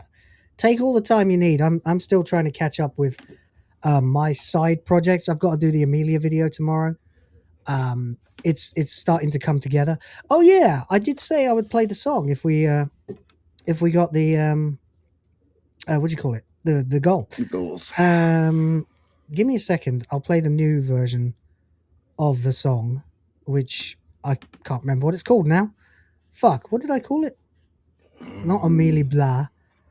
I think it's one of the ones you put in the chat yesterday, but I think it's Ruins. I think it's Ruins Reclaim. Yes. Ruins Reclaim. You can have a listen to the song. I listened to the first one. I haven't had a chance to listen to one from yesterday because as people said, I'm busy. This one I've really been trying to go with catchy over everything else for these. Ever since Halloween, people are going, whoa, they're starting to expect a certain standard from me now. Mm-hmm. So if I like a song, but like, I think after listening to it like 4 or 5 times, I'm like, I think it needs a bigger hook. It needs a more of a toe tapper, So we've got this.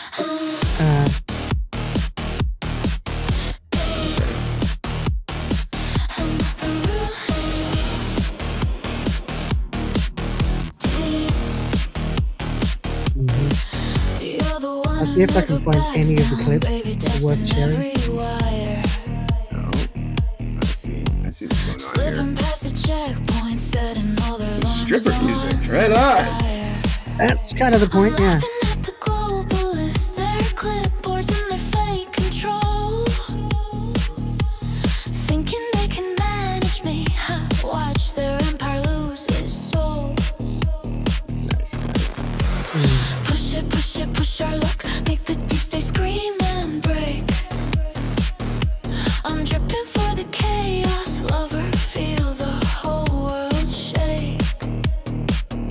They thought they could file me away, keep this fire a good tune, right? Yeah.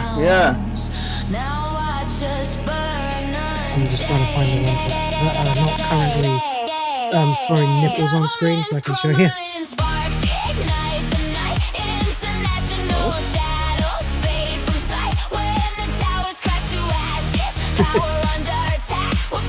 If you want to put a conspiracy, a John Spirist in the background somewhere in this, feel more than welcome. This is great lyrics. Yeah. Hopefully there's no nips in this one. No, there's not. They're all different people who are Amelia. So I decided to go with like 30 different versions. Right. Because I just couldn't decide what she looks like. So I made all styles. All styles you could possibly imagine. All of them.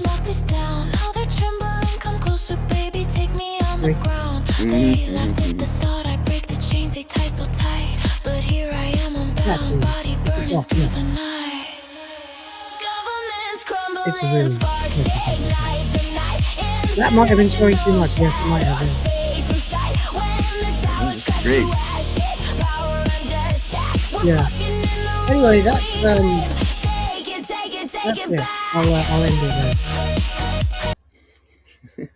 Yeah, no, that's some good stuff. There's a preview. I might have shown too much there. I'm not sure. I was trying to be cool. I don't think so. I don't think that clip showed anything. Just her ass, and her nips are covered. Yeah. So we've got anime, we've got comic book, we've got pop art, we've got poster art, we've got propaganda art, real life, all different types of women, all with purple hair, various different outfits, slutting it up. Indeed. I mean, at this rate, I basically only need to make about 2 clips for each of them, and I've got the fucking thing done. So, but no doubt I'll become much more retentive when it gets to actually making the bastard. So I'll be like, oh no, I need a specific clip of this and a specific clip of that. So it'll probably take me most of tomorrow and maybe a day or so more than that. But by the end of the week, or the middle of the week, hopefully, we should have a new reward video. Nice. Yeah. Thank you, everybody. Yeah. And to answer your question, Jen, I haven't even made my coffee yet. Like literally, I was laying down. I was like, I even had to check. I was like, is he still alive or just like, because I thought, So that's why I literally popped in as the song was ending. Like, I think he was just kind of surprised as everybody else. He like literally popped in like the last. It's like maybe 15 seconds. Yeah, last probably of the song. Yeah. And then I went to Poppy straight on full screen, but I guess you did too. So I think we did at the same time, which is why, because I figured Will's probably not even going to see me come in, so I probably just, No, I spotted you, man. But there we go. Anyway, okay. So these are the games that apparently were cancelled by Ubisoft. If you're at all interested, I have another 10 minutes to go before I'm going to wrap this fucker up. Right. Prince I'm always here to laugh at Ubisoft. It's that's the sport. It's the preferred fucking. It's like the channel national pastime. That's right. Ripping on Ubisoft at every available opportunity. Project Ether, or Aether. Aether. Yeah. I mean, it's pronounced Ether, but for whatever reason, they always do that. They put an A. Right. Douchey. Fine. But it's morphed in a way into a newer project believed to have been in development. Doesn't say what it was. Project Pathfinder, previously known as Project U. Project Crest, a World War II extraction shooter. Assassin's Creed Rebellion, stopping support. Assassin's Creed Singularity, a new mobile Assassin's Creed game that was also planned to launch on PC. It had been in development for a couple of years. What, the Templars become fucking sentient AI overlords or something? Right. So there we go. Fuck Ubisoft, and it doesn't seem like there's anything that was really lost out on it, especially if everything's still in project phase. They're just Exactly. wanking about, just doing stupid shit, like trying to figure out, like that is the brainstorming of brainstorming. It's not even brainstorming about a game. It's like, what should we do with the game? What should we do with? Yeah. You know? Yeah. So yeah. Get in the sea, that's what. There we go. Get straight in the sea. Into the sea with you. By the way, the design is available at Swag of the Fans. Link in description. Pimp, pimp, pimp. Griff, griff, griff. Rhoda for £2. Thank you very much, mate. Says, pity Ubisoft didn't make Frogger. You want a remake of Frogger now? I don't get it. What does he mean? Is there some... I don't know. Thanks, though. I'm still trying to decipher that one myself as well. It's been a minute since I played some Frogger. They did make an updated version of it, I think, about 20 years ago. They did a PlayStation Frogger, yeah. Yeah. They did. It was mid. Maybe even 30 years ago, yeah. Yeah. Also, there's news that Sony might be delaying the PS6 because we were supposed to start hearing about it this year. Oh yeah, everything's getting Now delayed.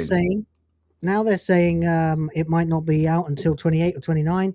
Obviously, we are blaming the RAM shortage and GPU prices. So they're blaming AI and data centers. But NVIDIA really fucked the market because they didn't even pay for all that shit. They literally just signed a contract saying, hey, what if every bit of equipment you make goes to us and we pay you when you're done with it? Not so how they act like this is somehow a beneficial thing. The way that this is beneficial is you will eat the bugs. Yeah. That's what this stuff is. That's really what this is. When you get beyond the ludicrous stupidity of it, this is training. This is them trying to price you out of the market, make sure people don't have the capacity to compete. You know, like especially because and also, you know, if the AI is going to be doing anything, you know, they want it to be there for things like tracking you and doing real-time censorship and all this kind of stuff, you know. And so, yeah, I will never buy NVIDIA equipment ever again because of what they've done. You know, yeah, I can see that.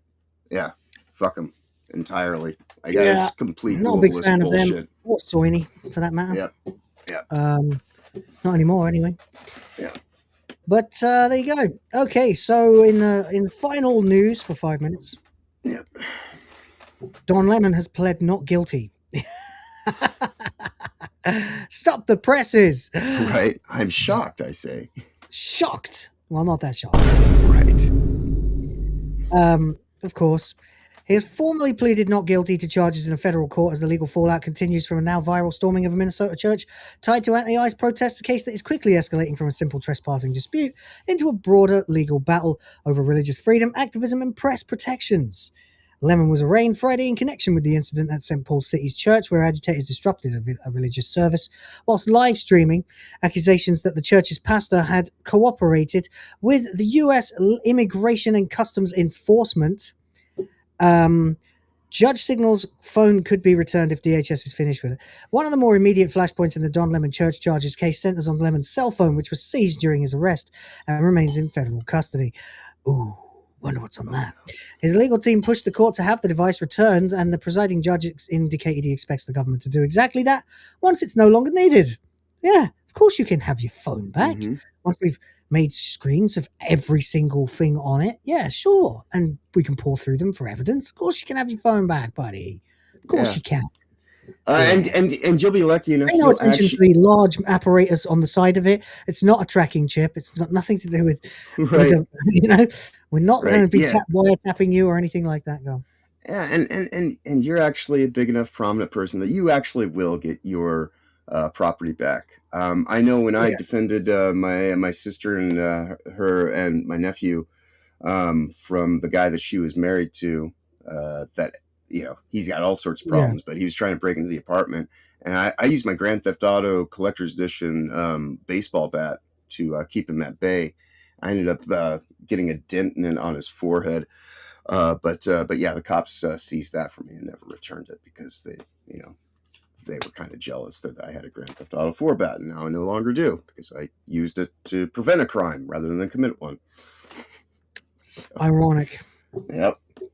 There you go.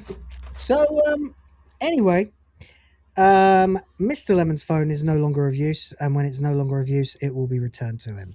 Fair enough. No doubt we'll keep an eye on this guy. There's a chance he might make it into Wanker of the Week this week. So we'll see. There's also more developments on the quartering, who's now decided to crash out at Geeks and Gamers, and imply that Jeremy Prime is crashing out and melting down over him. When if you actually watch the video, Jeremy Geeks and Gamers is laughing and memeing and mocking quartering. So fucking dick. You got no chance of help. I'd call that a pretty wankery thing to do to a friend after you started it in the first fucking place. He was just minding his own business, quartering. You brought all this shit to his table, and now you're not really beating those grifter allegations when you seize upon, like, you are full on fashion this man for a bell because he has gone full little cow. Oh, if this is what you've decided is the best course of action after your, derailment, is to just double down, triple down. Yeah. Fucking, this is where I'm living. Yeah. At this point, listening to a minute or two of quartering, trying to lie his way out of getting completely humiliated by D-Day Cobra, I haven't heard such an earnest torrent of absolute bullshit outside of a DSP statement. So at this point, quartering rapidly approaching DSP levels of lolcow. And if it continues, we will. I mean, I'm sure he's going to be in Wanker of the Week this week. I just don't see how he's not. Someone would have to do something really drastic. So for now, those are the ones. Possibly Billie Eilish as well. Possibly. I read something right before I went to sleep. I'll see if I can find it again. Evidently, after her whole little statement, someone from Australia and she got someone kicked out. Yeah. Specifically, and it's like, ooh, yeah, this is exactly who these people are. Say one thing in front of the cameras, do another thing for their own privacy, their own private lives. In the chat, almost as if by fucking fate, just to shout, "He's gay!"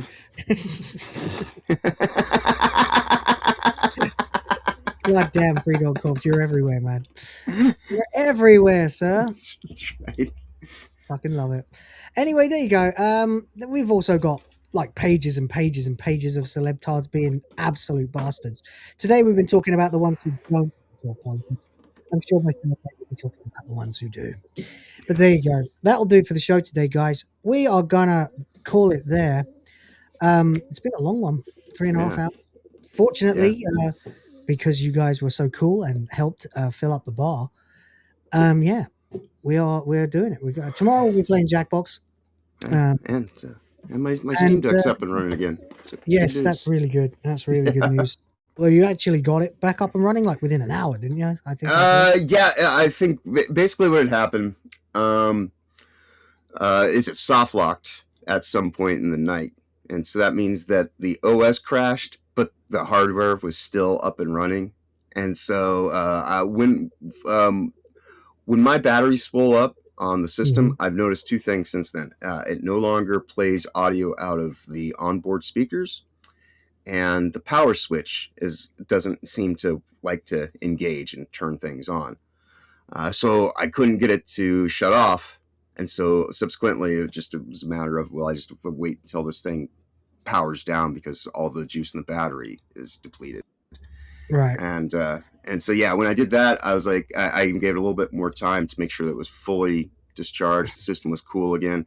As soon as I went and I just plugged the cable in, it booted right the fuck up. So I was like, all right, well, I'm going to let this charge. And I went across town and got groceries. So since then, it's just been on, and it's been as good as it can be for the current time frame. But right. But it's certainly something that I need to deal with for a long term. But I am back. I'm here, and thankfully, yeah, it should still be here tomorrow, as far as I'm aware. Probably take a couple days, weeks before it does something like that again. So I just need to get in the habit of just doing a safety reboot, I think, at the every few days.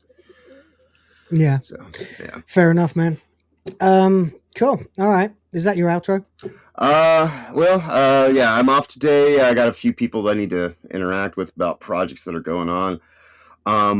If you guys want to see an idea of what a show would be like that I'm planning on working on, I made Toasty about $50 last night because she was not feeling well and ducked out early, and so I pretty much was running a show with Beard and Dan and God, there's a couple other people that were there with us that were on the panel. I can't remember everybody right at the moment, but yeah, we had a really great show over there last night. Cool. And so I will be back here tomorrow, back on regular schedule, doing stuff at 10 a.m. Eastern with you and Rhoda. Obviously, yeah, we do that throughout the week: Sundays, Tuesdays, Thursdays, and back at 8 p.m. after that on Toasty's channel for Tuesday. There is every possibility, because I made her $50 last night while she wasn't even on her channel. Either tomorrow or Thursday, she's now committed. She has to do a bikini stream. So please stop by tomorrow at 8 p.m. Eastern, and then also Thursday at that time when we start doing our Fallout TV series reviews. One of those days she will be in a bikini. So please do show up, and on those days, if you support, hit $50, she'll get an Amelia wig. So that's stuff that's really coming up this week. Of course, Friday night we'll also be just having cool, fun time, and then on the weekends do Weekend Culture, 11 a.m. Eastern on Honey Badger Arcade. Thanks everybody. You've probably seen more of the show than I even have, because I've literally just been laying in bed trying to not have a pit of fire in my stomach. So thanks everybody for supporting Will, hanging out today, and it was great seeing y'all. And always a pleasure to stop by and say, hey, shit's working. I'll have a wonderful week going forward. Safe travels ahead. Be awesome as always. Yeah. Beautiful. All right. Thanks, everybody. It's been a great show. I've had a lot of fun talking to you guys for the last 3.5 hours. I am going now to grab some food and maybe get a kip, since my niece's parents are here. And we'll be taking her to school. So there we go.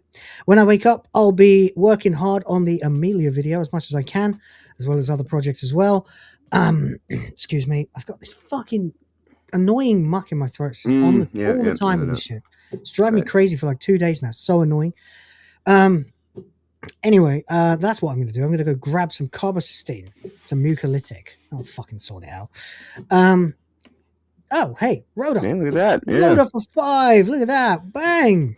Beautiful. Yeah. 5 for the Griff Force. 5 for the princesses. Absolute leg end. Help me create the future of the white race.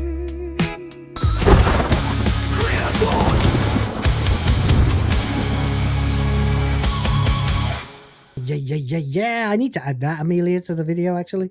All the others are like, whoa, hey, what's getting content moderated? What? Right. All I told her to do was take her jacket off and dance like a stripper. You know? Anyway, whatever. Anyway, thank you very much. Rhoda, you fucking legend for that. Appreciate you guys. Absolutely amazing today. Yeah, I'll be back tomorrow with these boys for WTF Live at what time is that, John? That starts at 10 a.m. Eastern US time. Yes, it does. That's right. We'll be going for probably a while, because we've got to play some Jackbox for you boys and girls. So make sure that if you like playing Jackbox, that you are there tomorrow, 100%, to go through all of our stuff and then play some Jackbox, and we'll have a good laugh. Indeed. Yeah. Oh, and we still have to do the back to Earth ranking. We have to rank back to Earth too. We're gonna have a furious rank for you boys as well. So there we go. Whoa. I just realized, whoa, one of these clips, fucking hell, that is hot. I gotta get these bitches off my screen. Jesus Christ. Will, focus, Will. No. Jesus Christ. Oh God. Now it's Robert Picardo. Get off my screen. Oh God, we're back to the tits. Whatever. Speaking of tits, you guys were amazing. We're playing Street Fighter as an outro. Hope you enjoy it. And look forward to the new one coming this week. Till next time then, everybody, rise and stand, men in the West, and well, fucking have a good one. Bye. Hey there, stranger. Nice. No. Wait. Shout outs. I forgot to do my shout outs. Indeed. Thank you very Got much. distracted by the boobas. To St. Hugo, Mr. Sardock, Smegheads, Sardock again, Smegheads and Sardock a bunch more times, Sebrew1138, appreciate you. And then Smegheads, Sardock, Mr. Rouge with 20 memberships, fucking king, absolute legend. Jen with a membership too, James OP dropping 10 more like a fucking boss, Rhoda for the £2, Ubisoft frog joke about the French, now I get it, and 5 more for the GRIFT Force. You guys are fucking amazing. Thank you so much. And enjoy. Till next time, tatty bye. Hey there, stranger. Locked eyes across the ring.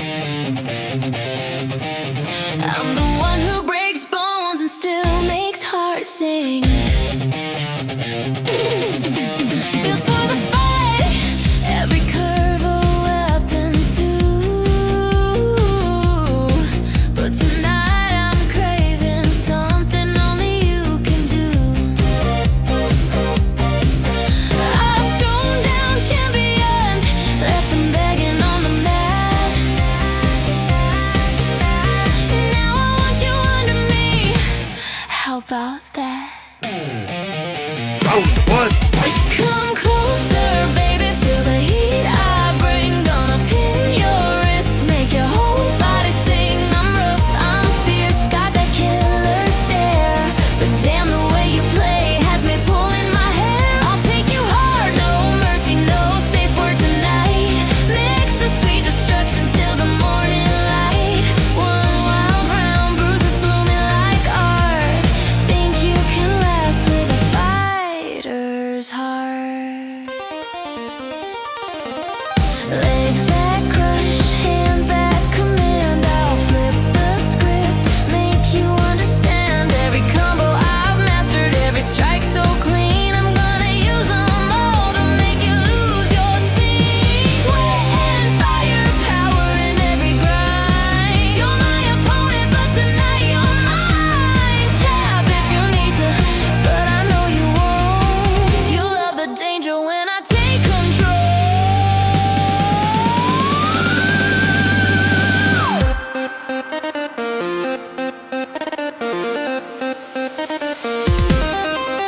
Come closer, baby, feel the heat I bring. Gonna pin your wrist, make your whole body sing. I'm rough, I'm fierce, got that killer stare.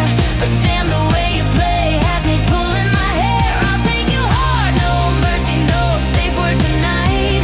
Mix the sweet destruction till the morning light. One wild round, bruises blooming like art. Think you can last with a fighter's heart. Don't think I'll go easy just 'cause the bell's not ringing. My rhythm's relentless, my hunger's still stinging. A little choke, a little bite, a little more, till you're shaking, begging, crawling to the floor. Erupting skin that's burning hot, and you're the prize I wanna take apart.